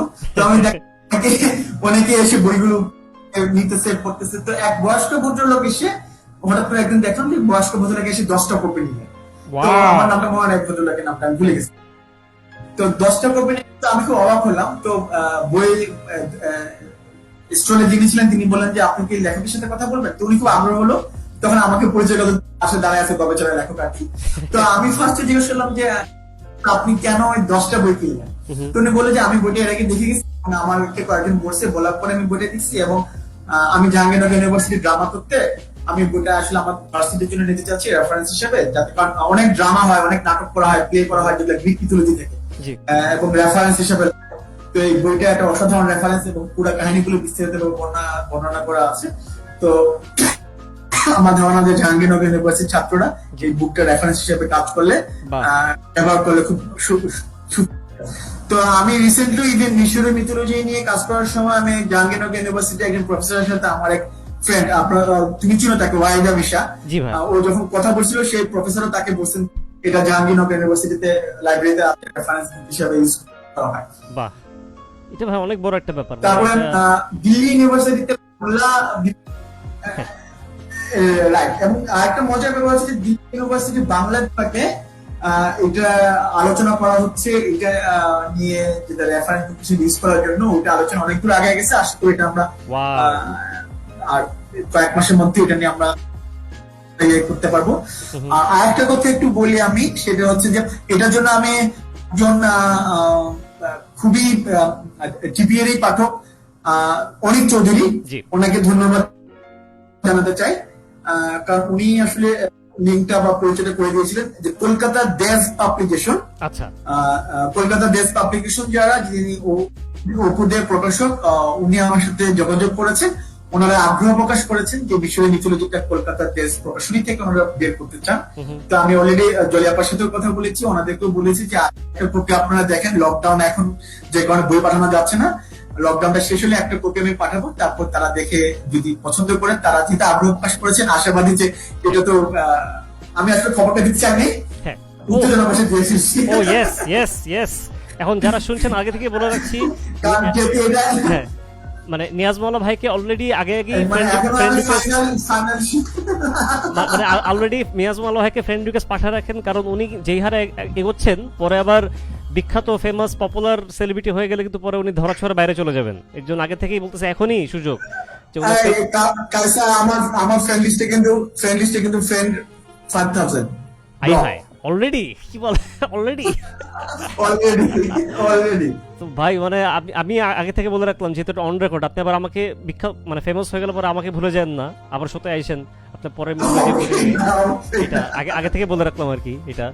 আর এইদিকে ওই যে ফাহাদ হৃদয় ভাই আর আবার লিখেছে যে আচ্ছা, এটা খুবই ইন্টারেস্টিং কোয়েশ্চেন, যে গ্রিক মিথোলজি আর মিশরীয় মিথোলজির ব্যাপারে রিসার্চ করার জন্য নিয়াজ ভাইকে কয়টা বই পড়তে হয়েছে, কয়টা ভিডিও দেখতে হয়েছে, আর কয়টা সাইট ঘাঁটতে হয়েছে?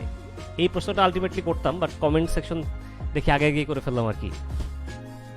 আচ্ছা, সাইটের কথা আগে বলি। সাইট অবনীত, আসলে অনলাইনে প্রচুর সাইট ঘাটাঘাটি করতে হয়েছে, প্রচুর ইয়ে করতেছে। আর যদি মূল বইয়ের কথা বলি, আমার গ্রিক মিথোলজি সম্ভবত 18টা বই পড়েছিলাম আমি, যেটা ইজিপশিয়ান মিথোলজির ক্ষেত্রে গিয়ে পরিণত হয়েছে 69টা। জি, ওয়াও। 69। 69 ইজিপশিয়ানের ক্ষেত্রে 69টা, গ্রিকের ক্ষেত্রে 18টা। ইজিপশিয়ান আসলে খুব ভাস্ট, আমি ইজিপশিয়ান লেখার আগে বুঝতে পারি নাই যে এতটা ভাস্ট, আচ্ছা। এত টপিক, এত বিষয়, মানে প্রচুর। হুম। আমার এই ইজিপশিয়ান বইয়ের শেষে আমি কিন্তু চ্যাপ্টার ওয়াইজ বই লিস্টের নামগুলো দিয়েছি যে কোন অংশটা কোন বই থেকে নেওয়া। আচ্ছা। 69টা বইয়ের নাম আছে। 69 ভাই, এটা কেমনে পসিবল? 69টা বই পড়ছেন আপনি, মানে এটা কেমনে? এটা মানে এটা আনবিলিভেবল। ইজিপশিয়ান মিথোলজি আমি 3.5 বছর পড়েছি। মাই গড, মাই গড। আচ্ছা, তাহলে ইজিপশিয়ান মিশরীয় মিথোলজি আদি থেকে অন্ত বইয়ের প্রসঙ্গে আসি। আপনি অলরেডি আমার কোয়েশ্চেনটার আনসার দিয়ে দিয়েছেন যে এটা 3 বছর 3.5 বছর বই পড়েছেন 69টা, এরপরে বইটা লিখেছেন। মানে তো এখন মানে এইটা মানে আপনার মানে অস্থির লাগে নাই যে ভাই এটা ভাল লাগতেছে না, মানে লিখবো না আর, এটা কত পড়বো আর, মানে এরকম এরকম লাগে নাই? মানে এটা তো খুবই চ্যালেঞ্জিং একটা প্রজেক্ট।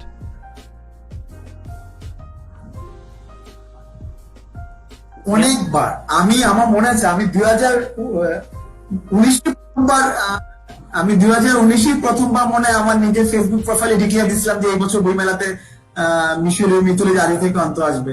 আমি বের করতে পারি নাই। 2020 আমি ডিক্লেয়ার দিয়েছিলাম যে বের করতে পারি, শেষ পর্যন্ত 21 আসছে। এবং এই 4 বছরে আমি কয়েকবার হাল ছেড়ে দিছি যে আমি লিখবো না, আমার পক্ষে সম্ভব না। কারণ অফিসের কাজ করার পর আসলে এগুলো নিয়ে বসা, পড়া, রিসার্চ করা, লেখা খুবই টাফ ব্যাপার। কিন্তু প্রত্যেকবারই আমি আমার বেশ কিছু বন্ধুদের কথা বলবো। নিশা আছে এখানটাতে, তারপর এখানটাতে ওই বুলবুল আছে, তারপরে শিমুল আছে, তারপরে আমার আরো কিছু খুব ক্লোজ ফ্রেন্ড আছে, যে নাবিলা, শশী, এরাও প্রচুর হেল্প করছে। সাজ্জাদ, মানে আমি যখনই হতাশ হয়ে যেতাম এরা আমাকে বলতো যে ঠান্ডা রাখেন, ঠান্ডা দেখে ঘুমান, অথবা তারপর ঘুম থেকে উঠে বসেন।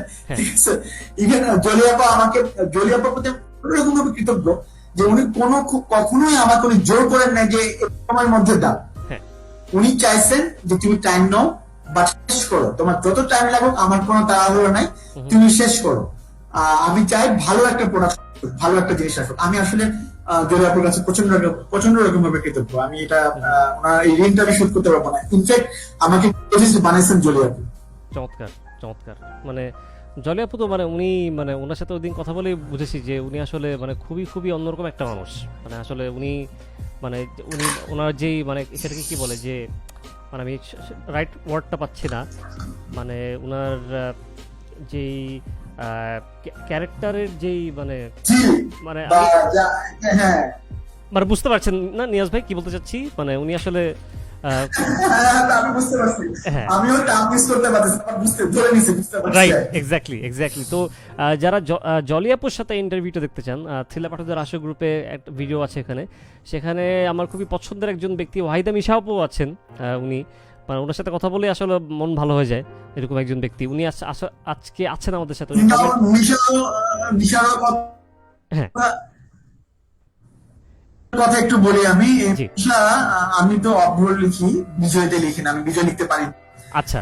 তো মিশা আমার পুরো বইটা 952 পৃষ্ঠা বই, আপনি খেয়াল করছেন বিষয়ের ভিতরে যে সে পুরো বইটা সে বিজয় থেকে, অভ্র থেকে বিজয় ট্রান্সফর্ম করেছে, প্লাস পুরো বইটা সে 2-3 বার করে প্রুফ রিডিং করেছে। ওর কাছে আমি আসলে সিরিয়াসলি কৃতজ্ঞ। ও না থাকলে বইটা এইবারে বই মানে বের হতো না।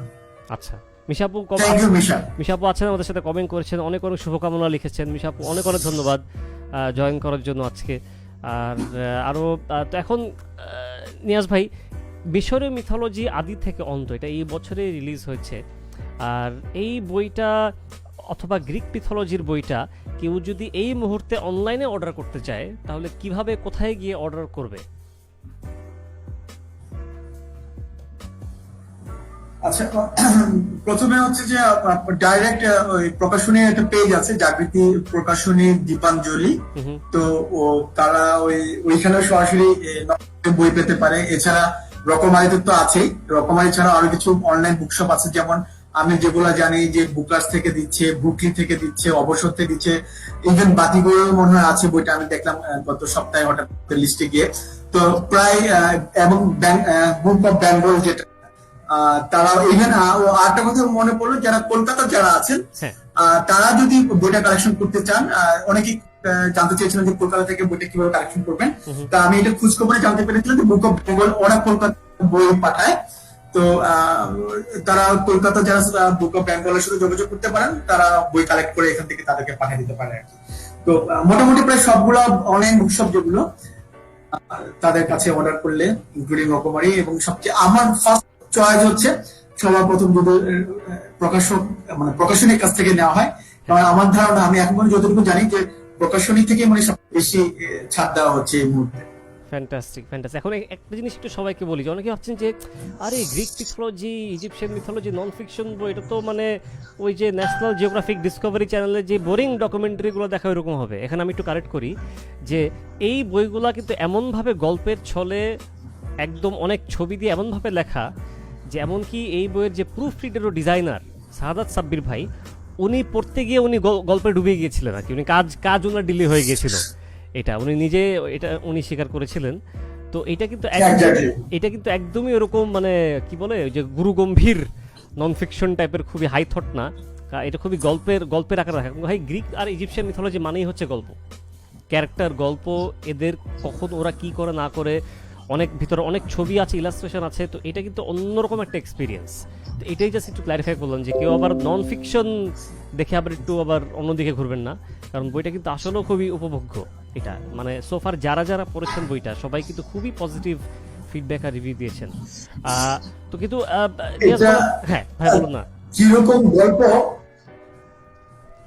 এটা কিরকম গল্প আমি ছোট একটা এক্সাম্পল দিই আর কি। সেটা হচ্ছে যে আমরা তো পিরামিড নিয়ে পরিচিত সবাই, তাই না? পিরামিড, প্রথম পিরামিড হচ্ছে ধাপ পিরামিড, তারপর বলি গ্রেট পিরামিড, তাই না? এখন পিরামিড নিয়ে পড়তে গেলে কিন্তু পিরামিডের বহুত কিছু জটিল বিষয় চলে আসে। আমি জাস্ট সিম্পলি যেভাবে লেখার চেষ্টা করছি যে পিরামিড অনেক রহস্য আছে, আমরা প্রচুর রহস্য পড়েছি, তাই না? আমার কাছে কিন্তু আমি যখন পড়তে গেলাম তখন রহস্যগুলো রহস্য মনে হয় নাই। আমি খুব সিম্পল ওয়েতে লিখেছি যে পিরামিড নির্মাণটা ছিল মিশরের ওই সময় একটা স্বাভাবিক প্রক্রিয়া। ফর এক্সাম্পল, আমি যেভাবে বর্ণনা করেছি যে প্রাচীন মিশরের প্রথম দিকে দেওয়া হতো বালির ভিতরে, মানুষ মারা গেলে তাকে বালির মধ্যে কবর দেওয়া হতো, কোনো কিছু দেওয়া জাস্ট বালির মধ্যে। তো পরবর্তীতে প্রাচীন মিশরে দেখলো যে বালির মধ্যে কবর দিলে বালির মধ্যে লবণ থাকে, ওই লবণটা বডি থেকে পানিগুলো শোষণ করে নেয়, ওইটা অটোমেটিক মমি হয়ে যায়, মানে ন্যাচারাল মমি, আর্টিফিশিয়াল মমি না, ন্যাচারাল মমি হয়ে। এবং তারা তখন চিন্তা করলো এই ন্যাচারাল মমি গুলো দেখে যে মানুষ বোধহয় মৃত্যু করে বেঁচে থাকে, অর্থাৎ এই দেহটাকে ভালোভাবে প্রিজার্ভ করতে হবে। এই চিন্তা থেকে তারা করলো কি শুধু গর্তের মধ্যে না কবর দিয়ে তারা একটা পাত্রের মধ্যে, আমরা যেমন মুসলমানরা যেভাবে কবর দিয়ে গর্ত খুঁড়ে, ঠিক তারা গর্ত খুঁড়ে একটা পট দিয়ে সেটার মধ্যে রাখলো। এখন তারপরে যারা অবস্থা সম্পূর্ণ তারা চিন্তা করলো যে এইভাবে রাখলে অনেকে যে দোয়া দুরুদ পড়তে আসে, হ্যাঁ খাবার দিতে আসে তাদের আত্মাকে, তারা বসবে কোথায়, দিবে কোথায়? তারা তখন চিন্তা করলো যে কবরের উপরে একটা বেঞ্চের মতো করে ঘুম করবে, ঘর করবে, সেই ঘরে এসে খাবারটা দিয়ে প্রার্থনা করবে। ওই ঘরটাকে বলা হতো, বেঞ্চের মতো সমাধিকে বলা হতো মাস্তাবা। আচ্ছা, বেঞ্চ লাইক মাস্তাবা। এখন পরবর্তী আমরা এক ফারাও এসে ঠিক করলো যে সে ফারাও যেহেতু সে মাস্তাবার চাইতে বড় কিছু করবে, সে কি করলো, তার যে স্থপতি ছিল ইমোহটেপ, বিখ্যাত ইমোহটেপ, আমরা যার নাম শুনছি, তিনি সিম্পল একটা কাজ করলেন, তিনি একটা মাস্তাবা করলেন, একটা মাস্তাবার উপরে আরেকটা মাস্তাবা, আরেকটা মাস্তাবা, এইভাবে ধাপ পিরামিড বা স্টেপ পিরামিডটা তৈরি করলো। সেটাই হলো প্রথম পিরামিড। এবং তারপরে তার যিনি স্নেফেরু, তিনি চিন্তা করলেন যে ধাপ পিরামিড করতে গেলে মাঝখানে ফাঁকা জায়গা থাকে না, তিনি চিন্তা করলেন যে উনি ফাঁকা জায়গাগুলো বন্ধ করে দিন, ওই চুনা পাথরের লাইন দিয়ে ফাঁকা জায়গাগুলো বন্ধ করলে কি হয়ে গেল, ধাপ পিরামিড তখন সত্যিকারের পিরামিড হয়ে গেল। এবং তার ছেলে সে চিন্তা করলো যে আমার বাবা সত্যিকারের পিরামিড বানিয়েছে, আমি তার চাইতে বড় একটা পিরামিড বানাবো। সে তখন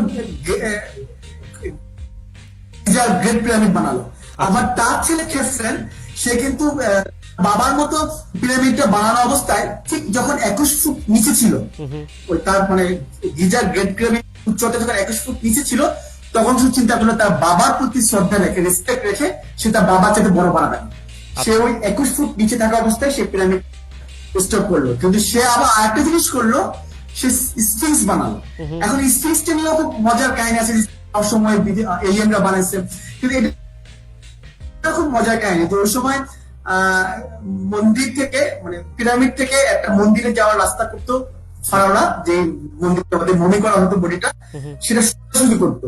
তো ওই ক্যাফরেনের রাস্তা সোজা করতে গিয়ে দেখে যে মাঝখানে একটা বিশাল বড় পাথর, তখন রাস্তাটা একটু বাম দিকে ডেকে নিয়ে করছে। কিন্তু এত বড় পাথর, এত বড় বিশাল পাথর, শ্রমিকরা করছে কি ওইটা বডিটা, ওরা তো চুপচাপ বসে থাকার লোক না, ওরা বডিটা করলো সিংহের মতো, মাথাটা বানালো ক্যাফরেন। এইটা থেকে সিরিজ হলো, মানে কোনোটা কিন্তু রহস্য না, প্রত্যেকটাই অবশ্যম্ভাবী একটা ব্যাপার ছিল।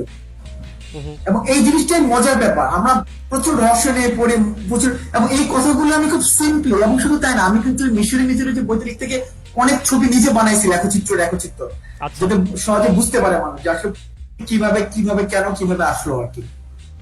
চমৎকার চমৎকার। মানে এটা আসলে আমরা যারা একটু মানে মানে ওইরকম বেশি টেকনিক্যাল ব্যাপার স্যাপার বুঝি না, মানে একটু আনপাবলিক ফ্রেন্ডলি যারা একটু বই পড়তে মানে সুবিধা লাগে আর কি, আমাদের জন্য খুবই হেল্পফুল হবে, কারণ আপনি নিজেই আসলে খুবই সহজ ভাষায় লিখেছেন বইগুলা। এটা অবশ্যই অবশ্যই। তা ওই দিন আলাপ হচ্ছিল ভাই, বুঝছেন, যে আমার একটা এলাকারই একটা কাছের একটা ছোট ভাই আছে, তো পড়ালেখা করছে লন্ডনে, বুঝছেন, ওইখানে। তো ওইখানে তো ওই যে ওদের মিউজিয়াম আছে, মিউজিয়ামের ভিতরে তো মমি আছে ওখানে। তো ও মিউজিয়ামে গেছে, তো ভাবছে যে মমি আর কি হবে, মানে মমি তো মমি, এটা ব্যাপার স্যাপার। হ্যাঁ, কিন্তু ও যখন মিউজিয়ামে, মানে মিউজিয়ামটা হচ্ছে মনে করো বিশাল বড় মিউজিয়াম, মানে এটা হচ্ছে যে যমুনা ফিউচার পার্কেরও বড় পুরা এরিয়ার। ও যখন মমি সেকশনে গেছে, ও না এমন ভয় পাইছে মমি দেখে, বুঝছেন, মানে ওইটার আকার আকৃতি দেখে, যে জিনিসটা যে মমির ব্যাপারটা কিন্তু একটা হরর এলিমেন্ট আছে, যেটা কিন্তু আমরা ছোটবেলা থেকেই কিন্তু অনেক হরর মুভি অথবা মানে হরর ফিকশনে কিন্তু আমরা মমি ব্যাপারটাকে একটা ক্রিয়েচার হিসেবে দেখতে পারি, যে coming back to life mummy. তো এর একটা মজার ব্যাপার বলি, একটা মজার ব্যাপার বলি, জাস্ট এক মিনিট সময়, 2 মিনিট সময়। অবশ্যই ভাই, অবশ্যই। গুলো দেখায় না, হ্যাঁ, যে মমি যেগুলো দেখায় সেটা একটা হিস্ট্রি আছে। আচ্ছা, সেটা হচ্ছে যে অনেক আগে একজন ফারাওর নাম ছিল প্রথম সেটি। উনি ছিলেন দ্বিতীয় রামেসিসের পিতা অথবা প্রপিতামহ, আমার একজাক্টলি মনে পড়তেছে না। দ্বিতীয় রামেসিস খুবই বিখ্যাত ফারাও আর কি। তো ওনার মমিটা যখন পাওয়া তখন ওনার মুখমণ্ডলে কোনো কারণে খুব অক্ষত ছিল না, বিক্ষত ছিল আর কি, এরকম ভয়ঙ্কর মতো টাইপ ছিল। এবং ওই মমি প্রথম দিকের মমিতে এই মমির এই প্রথম সেটির যে মমির যে মুখের আদল, সেই অনুযায়ী কিন্তু তারা প্রথম দিকের মমিটা কে ওরা ইয়ে করতো, রিপ্রেজেন্ট করতো। যে কারণে প্রথম যে মমি তৈরি সালের মুভি, পরবর্তীতে আরো যে মুভিগুলো হয়েছিল ফিকশন টাইপের, সেগুলোতে তারা এই ইমেজটা ইউজ করেছে, যেটা আসলে একটু দেখতে অনেকটাই ভয়ঙ্কর টাইপের। হ্যাঁ, একদম। কিন্তু ভাই ওই যে এরকম কি কোনো আসলে কি কোনো ব্যাপার স্যাপার আছে, যে থাকে না ওই যে ব্রিটিশ আমলে যে আর্কিওলজিস্টরা থাকে, ওরা ইজিপ্ট থেকে যখন একটা মমি নিয়ে আসে, তখন একটা অভিশপ্ত ব্যাপার স্যাপার থাকে, কি হয় না হয়, আজব আজব কাণ্ড ঘটে, এগুলো এই কাহিনীগুলো কি আসলে সত্য? মমির অভিশাপের ব্যাপারে সবচেয়ে ফেমাস অভিশাপ হচ্ছে তুতানখামেনের মমির অভিশাপ, যেটা বলা হয়ে থাকে যে যেদিন হাওয়ার্ড কার্টার যেদিন আবিষ্কার করেছিলেন মমিটা, সেদিন তার প্রিয় পোষা তোতা পাখি মারা গেছে। তারপরে যিনি পৃষ্ঠপোষক ছিলেন, যিনি স্পন্সর করেছিলেন, তিনি 6 মাসের মধ্যে মারা গেছেন। আরো যারা অনেক কিছু রাজা এবং আরো অনেকের এক্সাম্পল দেওয়া হয় যে তারা যখনই মুভিটা দেখেছেন, ওই কবরে ঢুকেছেন, তারা বেশ কিছুদিনের মধ্যেই মারা গেছেন। আমি না আমার বইতে এটা নিয়ে বিশাল আছে, তুতানখামেনের মমি অভিশাপ নিয়ে। আমি জাস্ট একটু এক লাইনের মধ্যে বলি, সেটা হচ্ছে যে যেমন লর্ড কার্নারভ্যান, যিনি টাকা দিয়েছিলেন এই আবিষ্কারের জন্য, তুতানখামেনের আবিষ্কারের জন্য, যে 6 মাস পর মারা যান মমি আবিষ্কার, ঠিক আছে। এবং এখন সায়েন্টিফিক বৈজ্ঞানিক ইয়েতে প্রমাণিত হয়েছে যে তিনি ম্যালেরিয়াতে মারা গিয়েছিলেন। ওখানকার একটা বিষাক্ত পোকা ছিল, ম্যালেরিয়া বা ম্যালেরিয়া জাতীয় কোনো একটা ইনফেকশন ছিল, সেটার কারণে পরে সেপসিসে উনি মারা যান। এটা আর বাকি যেসব মৃত্যুর কথাগুলো বলা হয়, দেখা গেছে যারা প্রত্যেকেই ঘটনা 3-4 বছর পর মারা গেছে। এবং সবচেয়ে বড় কথা হচ্ছে যে যিনি আবিষ্কার করেছেন, সেই যে হাওয়ার্ড কার্টার, যিনি মমিটা আবিষ্কার করেছেন, তিনি কিন্তু মৃত্যুবরণ করেছেন। নয় মমির অভিশাপ যদি হতো, তাহলে যিনি মমি আবিষ্কার ওই আগে সবার আগে সবাই লোকে শেষ করতে, অথচ তিনি বহু বছর পাচ্ছেন এবং পরবর্তীতে উনি স্বাভাবিকভাবে মৃত্যুবরণ করেছেন। আচ্ছা সম্ভবত উনি সুইসাইড, আপনি খেয়াল নাই, বইটা পড়লে আমার মনে পড়বে, নিজেও ভুলে বাট বহু বছর পর, এবং তার মৃত্যুর সাথে অন্য কোনো রহস্য বা কোনো কিছু জড়িত ছিল না আর কি।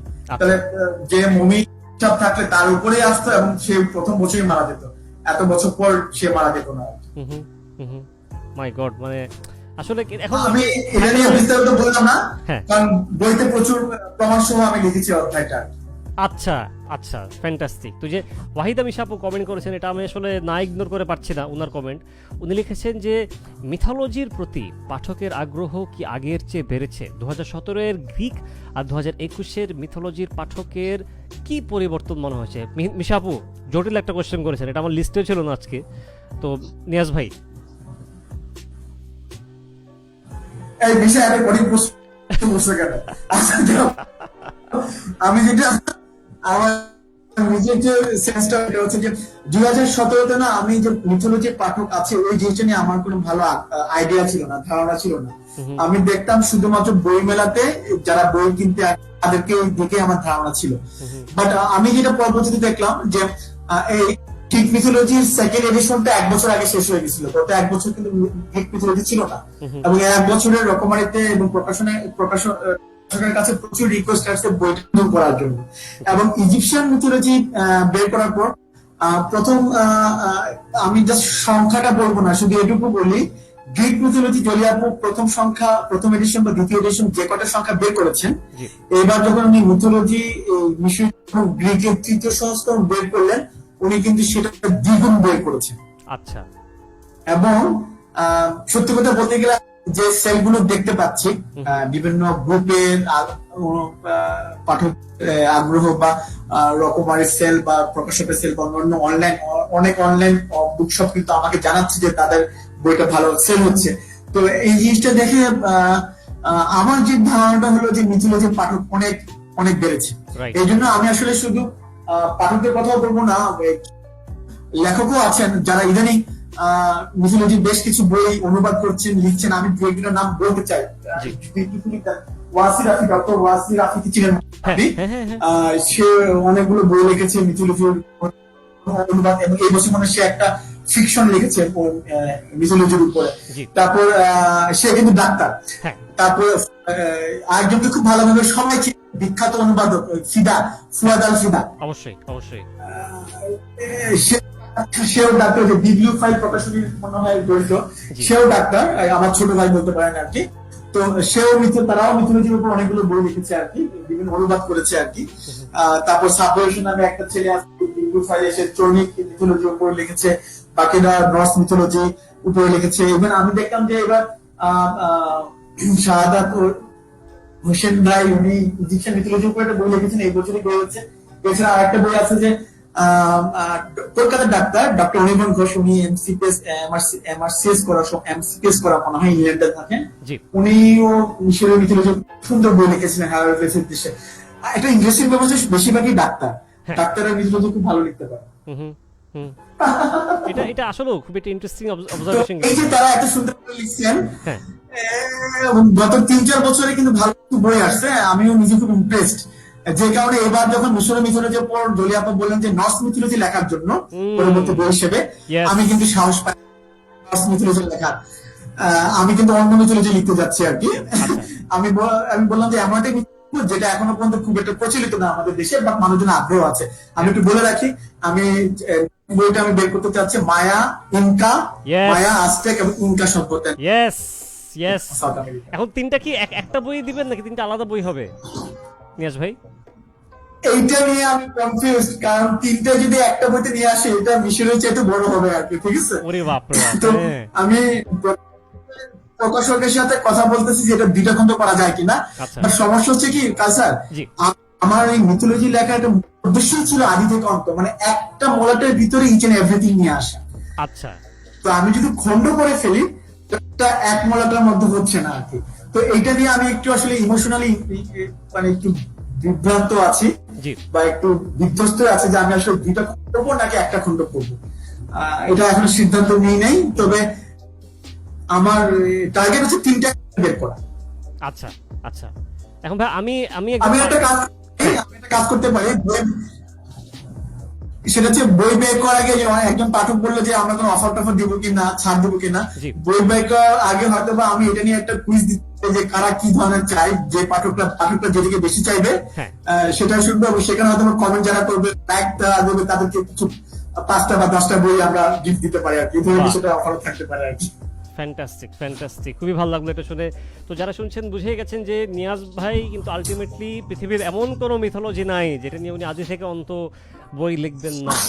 এটা কিন্তু উনি লাস্ট লাইভেও বলেছিলেন টিপিএ বৈঠকে যে লাইভটা, তো এটা আসলে আমি খুবই এক্সাইটেড এটা নিয়ে। আর উনি তো বলেই ফেললেন যে উনি সামনে ফোকাস করবেন মায়া, ইনকা ও অ্যাজটেক মিথোলজির উপর। আর এখানে আমাদের বাপ্পি খান ভাই কমেন্ট করেছে, লিখেছেন যে বিভিন্ন পুরাণ, দেশের রাক্ষস, ডিমন অপদেবতা, তারপর নিয়ে ইত্যাদি নিয়ে একটা বই চাই, রাক্ষস পুরাণ। ওয়াও, নিয়াজ ভাই কি বলেন? আচ্ছা, আমি এই কোশ্চেনের সাথে আমি একটা জিনিস বলি, মানুষ আমাদের একটা বিশাল অনেকগুলো টার্ম ইউজ করি, যে মিথ বা পুরাণ, লিজেন্ড বা কিংবদন্তি, তাই না, ফকলোর বা লোকগাথা বা ফেয়ারি কাহিনী, ঠিক আছে, এগুলো এক একটা কিন্তু এক একটা জিনিস। মিথে কোনো সময় নির্দিষ্ট ক্রমানুসারে মানে টাইম ফ্রেম থাকে না, এবং মিথটা যখন ব্যবহার করা হয় তখন সত্যকে মিথ্যা সেটা আমরা বিবেচনা করি না। আর লিজেন্ডটা হচ্ছে বা কিংবদন্তি যে ঐতিহাসিক ভাবে একটা স্বীকৃত বা বিতর্কিত কোনো ঘটনা, কিন্তু সেখানে কোনো ব্যাখ্যা দেওয়া হয় না, যেমন রবীন্দ্রের কাহিনী বা রাজা আর্থারের গল্প, এগুলো হচ্ছে লিজেন্ড। যখন এসব কাহিনীর সঙ্গে আপনার বিশ্ব ব্রহ্মাণ্ডের সৃষ্টিতত্ত্ব, দেবদেবীর কাহিনী, ধর্ম বিশ্বাস চলে আসবে, তখনই সেগুলো হচ্ছে মিথ। এবং এই মিথের সাথে যখন ওই রাক্ষস, পরী, হ্যাঁ, জিন, ভূত, এসব কাহিনী চলে আসবে, তখন সেটা হচ্ছে যে লোকগাথা বা ফকলোর, ঠিক আছে। তো আমার আসলে মূল ইন্টারেস্ট হচ্ছে মিথ বা নিয়ে, ফকলোর বা লোকগাথা নিয়ে আমার ইন্টারেস্টটা খুব কম। কারণটা হচ্ছে যে মিথ বা কতটুকু বিবর্তিত হয়েছে, ফকলোর বা পুরাণ, ফকলোর বা লোকগাথা তার চাইতে আরো বেশি ভাবে বিবর্তিত হয়েছে আর কি। আর মিথের একটা ইন্টারেস্টিং জিনিস হচ্ছে, মিথ সম্পর্কে একটা খুব, একজন আমি মনীষী নামটা ভুলে গেছি, একটা চরম একটা কথা বলছে যে মিথ পড়ে মনে হবে যে এটা হয়তো বা সম্ভবত কখনোই হয় নাই, বাট মিথ সবসময় আমাদের সাথে আছে। রাইট, হ্যাঁ, ঠিক আছে। আমি জাস্ট শেষ করতে চাই, সেটা হচ্ছে যে আমরা রামায়ণ মহাভারত পড়েছি। রামায়ণে আমরা দেখেছি যে রাবণ সীতাকে জোর করে অপহরণ করার পর সীতার হাজবেন্ড রাম তার সৈন্য সামন্ত নিয়ে দ্বীপ আক্রমণ করছে। ট্রয়ের যুদ্ধে আমরা দেখতে পাচ্ছি যে প্যারিসকে স্বেচ্ছা নিয়ে আসছে এবং তার হাজবেন্ড মেনেলাউস তার ভাই আগামেমননের সাথে ট্রয় দ্বীপ আক্রমণ করছে। লঙ্কা অনেকদিন জয় করতে পারে না, ট্রয় অনেকদিন জয় করতে পারে না। তারপর লঙ্কা জয় করলেও ঘরের শত্রু বিভীষণ, যেটা আমরা বলি না, তার সাথে আছে। ঠিক তেমনি ট্রয় জয় হলো ঘরের শত্রু বিভীষণ বলতে পারে একজনের সহযোগিতায় ট্রজান হচ্ছে, কথাটা শোনার পর। এই যে দুইটা আলাদা জাতি, একটা ইন্ডিয়ান আর একটা, আবার দেখেন মহাভারতের পক্ষে কুরু পাণ্ডব বিপক্ষেই দেবতারা ছিলেন বিভিন্ন ভাবে। আবার ট্রয়ের যুদ্ধ অনেক ব্যক্তি গ্রিকদের পক্ষে ছিলেন, অনেক ব্যক্তি ট্রয়ের পক্ষে ছিলেন। এই যে দুই এলাকা, মিশরের গ্রিকের এবং মহাভারত বা ইন্ডিয়ার, এত মিল কেন? এরকম মিল শুধু মহাভারত এবং রামায়ণের সাথে গ্রিকের ট্রয়ের না, ইজিপ্টের সাথেও প্রচুর মিল আছে, প্রচুর আরো অনেক মিথোলজিটা আমার কাছে আসলে মনে হয় যে বাংলাদেশে আমরা এখন সায়েন্টিফিক ওয়েতে স্টাডি করি নাই। যদি আমরা মিথোলজি গুলো খুব ভালোভাবে সায়েন্টিফিক ওয়েতে স্টাডি করি, ইভেন সৃষ্টিতত্ত্বের কথা যদি বলি, মিশরীয় সৃষ্টিতত্ত্বের সাথে ইজিপশিয়ান সৃষ্টিতত্ত্বের সাথে বাইবেলের সৃষ্টিতত্ত্বের মিল আছে। তার সাথে আবার আমি এখন মায়ান সভ্যতার প্রত্যেকে দেখতে পাচ্ছি যে সভ্যতার সৃষ্টিতত্ত্বের মিল আছে। মানে এগুলো খুবই মজার একটা ইন্টারেস্টিং ব্যাপার। এই জিনিসগুলো যদি আমরা পড়ি, ওই যে অনেক আগে আমরা জানতাম, আমার মনে আছে খুব পিচ্ছে আমাকে বলছিল যে আগে মহাসাগর গুলো ছিল না, আগে পুরো পৃথিবী একটা স্থলভাগ ছিল, পরে আস্তে আস্তে মহাসাগর 5টা উৎপন্ন হয়ে 7টা মহাদেশ তৈরি হয়েছে। এবং যখন একসাথে মহাদেশ ছিল তখন হয়তো বা জাতিগুলো কোনোভাবে একত্রিত হয়েছে কিনা। এখানে আমি আমেরিকাতে প্রথম মানুষ কারা, এটা এখন প্রত্যেকে দেখতে পাচ্ছি যে সাইবেরিয়া হয়ে আলাস্কাতে, এশিয়া থেকে প্রথম মানুষ আমেরিকাতে গেছে। ইন্টারেস্টিং ব্যাপার। এবং দেখেন সাইবেরিয়া থেকে আলাস্কাতে তখন স্থল ছিল, তখন মতো পানি ছিল না। বেরিং প্রণালী যেটা, সেটা তখন স্থলজ ছিল, বেরিঙ্গিয়া বলতো, সেখান থেকে এই যে ইন্টারেস্টিং ব্যাপার, এই জিনিসগুলো না আমরা মিথোলজি না পড়ে জানি। এই জন্য আমার ফরওয়ার্ড বা লোকগাথার চাইতে মিথোলজির প্রতি আগ্রহ বেশি। হ্যাঁ। তবে বাপ্পি প্রতি আমার খুবই একটা কেমন যেন ভালোবাসা আছে। জি। আমি এই মানুষটাকে খুব পছন্দ করি, দেখা হয় না এখনো, কথা মানে সামনাসামনি দেখা হয় নাই, বাট খুব পছন্দ করি। তবে তাকে আমি বলতে চাই যে আমার মিথোলজি বেস করে কিছু ফিকশন লেখার ইচ্ছা আছে, এবং Yes. সেই হিসেবে আমি হয়তো দু একটা ফকলোর নিয়ে লিখতে পারি। Yes. আমি ওর আশা চাই। এটাই ভাই আসলে ইনশাআল্লাহ, আপনার কাছে আল্লাহ- আমার এর পরের প্রশ্ন ছিল যে মানে এই নন ফিকশন ছাড়াও কি আপনি মিথোলজি ভিত্তিক কোনো মৌলিক উপন্যাস লিখবেন নাকি? তো আপনি তো আনসার দিয়েই দিলেন যে আপনি লিখবেন এটা, তো এটা নিয়ে আমি খুবই এক্সাইটেড। তো এই বছর বা সামনের আমার বছর কিন্তু এই সুযোগে হ্যাঁ আরেকটা নিয়ে বলতে চাচ্ছি। জি ভাইয়া। আমার কিন্তু মিথোলজি ছাড়া দুটো বই আছে, গল্পগ্রন্থ। আচ্ছা। ভ্রষ্ট সময় নষ্ট গল্প, এটা পেন্সিল থেকে বের হওয়া, আর এটা হচ্ছে পুরুষ ক্যামেরা এবং একটি সম্পর্কের গল্প, জি। এটা হচ্ছে জাগৃত প্রকাশন থেকে বের হওয়া। অথবা আমি গল্প লিখি, উপন্যাস লিখি, এটা আমার ইচ্ছা আছে, মানে ফিকশন বেস, মিথোলজির উপর ফিকশন বেস কিছু। এটা এই বছরে লিখে দেন না ভাইয়া, দিয়ে দেন আমাদেরকে এই বছরে লিখে।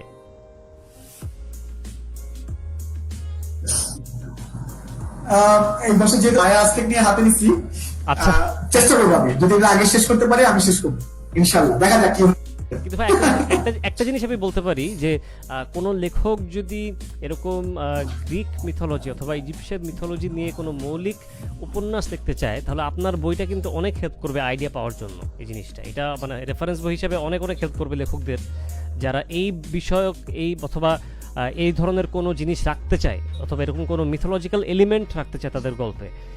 এটা কিন্তু মানে আরেক লেভেলের একটা হেল্প হবে আপনার বইয়ের মাধ্যমে আর কি। তো এই জিনিসটা যখন আপনি উপলব্ধি করেন তখন আপনি হ্যাঁ, এটা আমিও বিশ্বাস করি।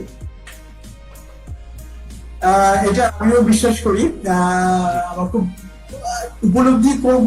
আমি জাস্ট দুইটা এক্সাম্পল দিই আর কি। সেটা হচ্ছে যে তাবাসসুম নাজ আপন নাম শুনেছেন কিনা জানি না, উনিও গ্রিক মিথোলজি উপর একটা বই করেছেন, ফিকশন এবং নন ফিকশন। আচ্ছা। এই বছর ওনার একটা বই বের হচ্ছে, রঙ্গকথা, কানাডা থাকেন। তো উনি ওনার বইতে রেফারেন্স হিসেবে আমার গ্রিক মিথোলজি বইটা কথা বাহ, লিখছেন। চমৎকার। তারপর আশরাফ আশরাফ ভাই একটা বই লিখেছেন এই বছর মিথোলজির উপরে।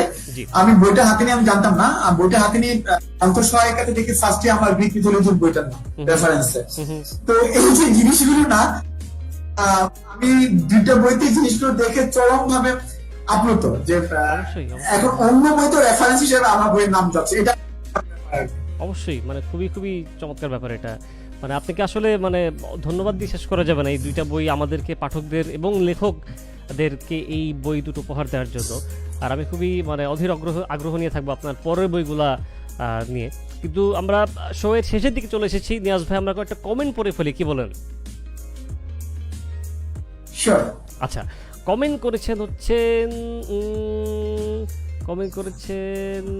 এইচ এম সাইফুল্লাহ, লিখেছেন যে অসম্ভব মেধাবী একজন মানুষ নিয়াজ ভাই, 3টা হার্ট ইমোজি দিয়েছেন উনি।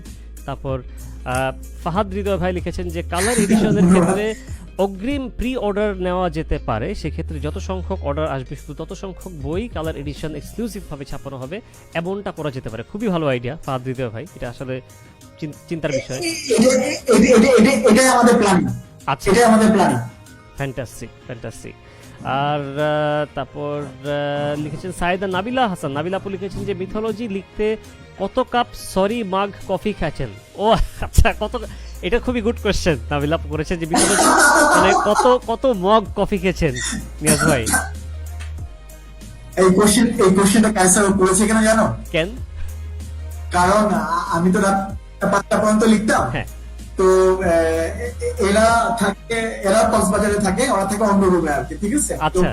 আমার যখনই খারাপ লাগতো বা আমি পারতাম না, এবং শশী এরা আমার রুমে এসে কফি বানায় দিয়ে বাহ, চমৎকার। দিয়ে যেত আর কি। এবং আমি আমার কফির পিছনে এদের অবদান বেশি, এরাই আমাকে কফি খাওয়াতো আর কি, যাতে আমি রাত জেগে লিখতে পারি আর কি। এই জন্য কোশ্চেন করেছে যে কত কাপ কফি। না নাবিলা আপু, শশী আপু, অনেক ধন্যবাদ। আপনি যদি ভাইয়াকে কফির সাপ্লাই না দিতেন তাহলে হয়তো বইটা আমাদের এত মানে সময় টাইম মতো আসতো না আর কি। আর আরও কমেন্ট করেছেন মাফরুহা সুলতানা, লিখেছেন যে বেস্ট উইশেস ফর ভাইয়া লিখেছেন। আর আরও কমেন্ট করেছেন ফাহাদ হৃদয় লিখেছেন যে বাঙালি পাঠকদের মিথোলজির ব্যাপারে আগ্রহ বাড়ার ব্যাপারে কি বেশি ভূমিকা রেখেছে বলে মনে করেন নিয়াজ ভাই? ও ইন্টারেস্টিং কোশ্চেন নিয়াজ ভাই।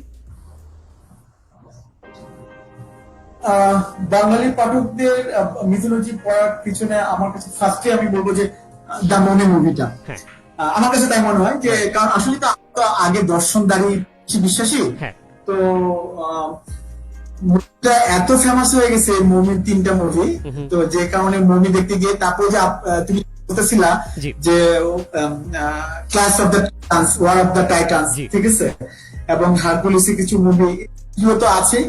তারপরে আরেকটা ব্যাপার হচ্ছে যে এখন ওই যে বললাম যে বেশ কিছু রাইটার নবীন লেখক তারা মিথোলজি নিয়ে লেখা শুরু করেছেন এবং প্রচার করছেন। আসলে কি প্রচারেই প্রসার। অবশ্যই। আমি আমার এই লেখক জীবনে এটা এসে বুঝতে পারতেছি, যত হবে তত মানুষজন জানবে, তত মানুষজন পড়ার আগ্রহ পাবে। আমি একটা জিনিস লিখে আমি ঘরে পড়ে রাখলাম, হ্যাঁ। কাউকে জানালাম না, তাহলে কিন্তু সে ওটা পারবে না, পড়তে পারবে না, আগ্রহটাও জন্মাবে না। হ্যাঁ। তো আমি এই জন্যই আমি এই যে আমি এত কম্পিটিশন গুলো আয়োজন করছি, প্রতিযোগিতা আয়োজন করছি, এটার মূল একটা উদ্দেশ্য কিন্তু আসলে আমার নিজের বইয়ের প্রচার না। প্রচার তো অবশ্যই একটা কারণ, তার একটা কারণ হচ্ছে যে মানুষজন একটু মিথোলজি গুলো পাঠকের আগ্রহ জন্মাবে পড়ার, যে Absolutely. এবং পড়তে গেলেই তারা বুঝবে যে রসটা কিরকম। জি সে রসটা যখন নিতে পারবে তখন কিন্তু অটোমেটিক্যালি পাঠক তৈরি হবে। তখন আমাদের মিথোলজির পাঠক নাই বলে হাস করতে হবে না। একদম ঠিক বলেছেন নিয়াজ ভাই, একদম ঠিক বলেছেন। আর তো মানে যারা শুনছেন, মানে এই যে 2টা বইয়ের ছবি দেখছেন, মিশরীয় মিথোলজি আদি থেকে অন্ত আর গ্রিক মিথোলজি আদি থেকে অন্ত, এটা জাগৃতি প্রকাশনী, যদি হাতে পেতে চান জাগৃতি প্রকাশনীর পেজে ইনবক্স করেন, মেসেজ করেন। আর এটা কিন্তু খুবই ইউনিক একটা বই। এখন আমি জানি না নিয়াজ মাওলা ভাই নেক্সট কবে ঢাকায় আসবেন যে ওনার অটোগ্রাফ নিতে পারবো বইগুলোতে। বাট নিয়াজ ভাই, আই হোপ যে যেদিন আপনি ঢাকায় আসবেন হয়তো আপনার পেজ থেকে একটা অ্যানাউন্সমেন্ট দিবেন যে অমুক জায়গায় আপনি থাকবেন পাঠকদের জন্য, যাতে হ্যাঁ, আমি চুপি চুপি এই সুযোগে একটা কথা বলে রাখি। জি ভাই, আমার নেক্সট প্ল্যানিং আছে, নেক্সট টাইম যখন ঢাকায় আসবো আগে থেকে এটা ডিক্লেয়ার দিব যে যারা ওই সময় বই কিনবে তারা অটোগ্রাফ সহ আমার কাছ থেকে বই পাবে। আচ্ছা, চমৎকার। কিন্তু কেউ যদি অলরেডি কিনে থাকে, সে যদি বইগুলো নিয়ে আসে আপনার অটোগ্রাফ নেওয়ার জন্য, তাহলে নির্দ্বিধায় দিয়ে দেবো, কোনো সমস্যা নেই, আমার অটোগ্রাফ দিতে ভালো লাগে। ফ্যান্টাস্টিক। ঠিক আছে, তাহলে এই কথা রয়ে গেল। নিয়াজ ভাই, অনেক অনেক ধন্যবাদ। প্রথমত বইগুলো আমাদেরকে দেওয়ার জন্য, দ্বিতীয়ত আজকে সাথে সময় দেওয়ার জন্য। আপনার সাথে সবসময় যতবারই কথা বলি খুবই ভালো সময় কাটে। আশা করি আপনার সাথে খুবই শীঘ্রই দেখা হবে। আর আর বইগুলোতে আপনার অটোগ্রাফ আমি অবশ্যই নিব। অটোগ্রাফের পাশাপাশি আপনার আঙ্গুলের ছাপও নিয়ে নিব দরকার পড়লে, কারণ দুটো খুবই ইউনিক পাইওনিয়ারিং বই। তো নিয়াজ ভাই, মানে শো শেষ করার আগে যারা আপনার বইয়ের পাঠক অথবা যারা এই লাইভটা শুনছেন বা দেখছেন অথবা পরে হয়তো নন লাইভ ভার্সনটা দেখবেন বা শুনবেন, তাদের উদ্দেশ্যে কোনো শেষ কথা বলে যেতে চান? সেটা হচ্ছে যে আসলে এই আমাদের এই সময়টা একটা অদ্ভুত সময়। এখন গত 1.5-2 বছর ধরে আমরা আসলে করোনাতে আক্রান্ত বসে আছি, অনেক কাজে আমরা করতে পারছি না। তো এই সময়টা অনেকেই পড়ছেন, আমি অনেক গ্রুপে গিয়ে দেখছি তারা বই কিনছেন, পড়ছেন, এটা একটা ভালো লক্ষণ। আমি চাচ্ছি যে আপনারা ড্রাগের দিকে না যান, আপনারা ড্রাগ এডিক্টেড না হন, আপনারা বাজে কাজের দিকে না যান। ওগুলোর চাইতে আপনারা কষ্ট করে টিফিনে টাকা জমায় আপনারা বই কিনেন, এটা খুবই পরিশ্রমের কাজ, খুবই কষ্টের কাজ। তারপরে বই কিনে সেই বইটা পড়ে একটা কনস্ট্রাকটিভ ওয়েতে থাকবেন। যে জাতি যত পড়বে জানবে, তখনই আমরা একটা ভালো জাতি পাবো। আমি শুধু বলবো না যে আমার মিথোলজি বই পড়েন বা অন্যদের মিথোলজি বই পড়েন বা অন্য কোনো বই পড়েন না, আপনার সব ধরনের বই, প্রচুর জনরার বই আছে, প্রচুর ভালো ভালো বই আছে। এবং বই ছাড়া, পড়া ছাড়া নিজেদের আসলে জ্ঞানার্জনটা করা যাবে না, নিজেদেরকে আপডেট করা যাবে না, এটাই সুযোগ। আর পরবর্তীতে চাকরি জীবনে ঢুকলে আসলে বই পড়ার সময় সুযোগ পাওয়া যায় না, তখন অনেক লাইফ হিস্ট্রি, লাইফ স্ট্রাগল চলে আসে। এখনই যারা ইয়ং আছেন, যারা তাদের এটা পড়ার সুযোগ। আর আরেকটা কথা বলবো যে যারা আমার মিথোলজি দুটো বই পড়েছেন বা কিনেছেন, তারা দ্রুত রিভিউটা দিয়ে দিন 31 জুলাইয়ের মধ্যে। এবং শেষ করার আগে আমি জাস্ট ট্রাইকারের প্রতি আমার কৃতজ্ঞতা করতে চাই। সেটা হচ্ছে গ্রিক মিথোলজির ক্ষেত্রে প্রথম পাঠক পাণ্ডুলিপি আনোয়ার শিমুল, তারপর হচ্ছে বইয়ের প্রচ্ছদ শিল্পী সব্যসাচী হাজরা, দুজন প্রতি আমার আন্তরিক কৃতজ্ঞ। এইবার এই গ্রিক মিথোলজির প্রুফের কাজটা করেছে, অলঙ্করণের কাজটা করেছে শামীম আহমেদ, তার প্রতি কৃতজ্ঞতা। মিশরীয় মিথোলজির ক্ষেত্রে প্রথম পাণ্ডুলিপিগুলো করেছিলেন মার্জানা সাবিহা সুচি আপু এবং আমার বন্ধু শামীম আহমেদ জিতুর। এবং মিশা অসাধারণ ভাবে হেল্প করেছে। এটার প্রচ্ছদ অসম্ভব সুন্দর প্রচ্ছদটা করেছে চারুশিল্পী, এবং এটার অলঙ্কারের কাজে ছিল শাহাদাত সাব্বির, খুব পরিচিত মুখ। এবং একই সাথে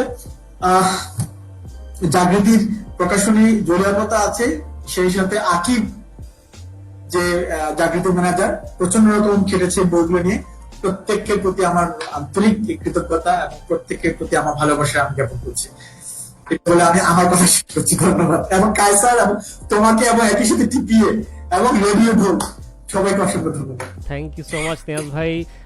আমি এখন নেক্সট আমার যে আপনার সাথে যেই নেক্সট যে কন্ট্যাক্ট হবে, আমি চাবো যে আপনার সাথে সামনাসামনি দেখা করতে, যাতে আপনার সাথে একটু আড্ডা দিতে পারি, কথা বলতে পারি, আর বইতে সিগনেচার নিতে পারি। Sure, আমিও প্রচন্ড রকম ভাবে আগ্রহী আড্ডা মারার জন্য।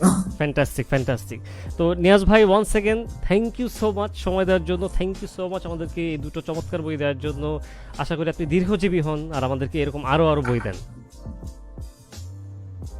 থ্যাংক ইউ, ইনশাআল্লাহ চেষ্টা করব। তো আজকে বই পাঁচাল এই পর্যন্তই। যারা শুনেছেন, কমেন্ট করেছেন, রিয়্যাক্ট করেছেন, লাইভ শুনেছেন, তারপরে নন লাইভ ভার্সন শুনবেন, থ্যাংক ইউ সো মাচ সময় দেওয়ার জন্য। আর আজকে এখানেই বিদায় নিচ্ছি। আবারও ফিরে আসবে বই প্যাচাল রোববারে, কিন্তু আমি রোববারের আগে আবার রেডিও ঢলে আসবো, সেটা হচ্ছে অ্যানিমে কোয়েস্টে, সেটা হচ্ছে বৃহস্পতিবার রাত 9:30টায়। সবাই ভালো থাকবেন, সুস্থ থাকবেন। আজকে এখানেই good bye and good night.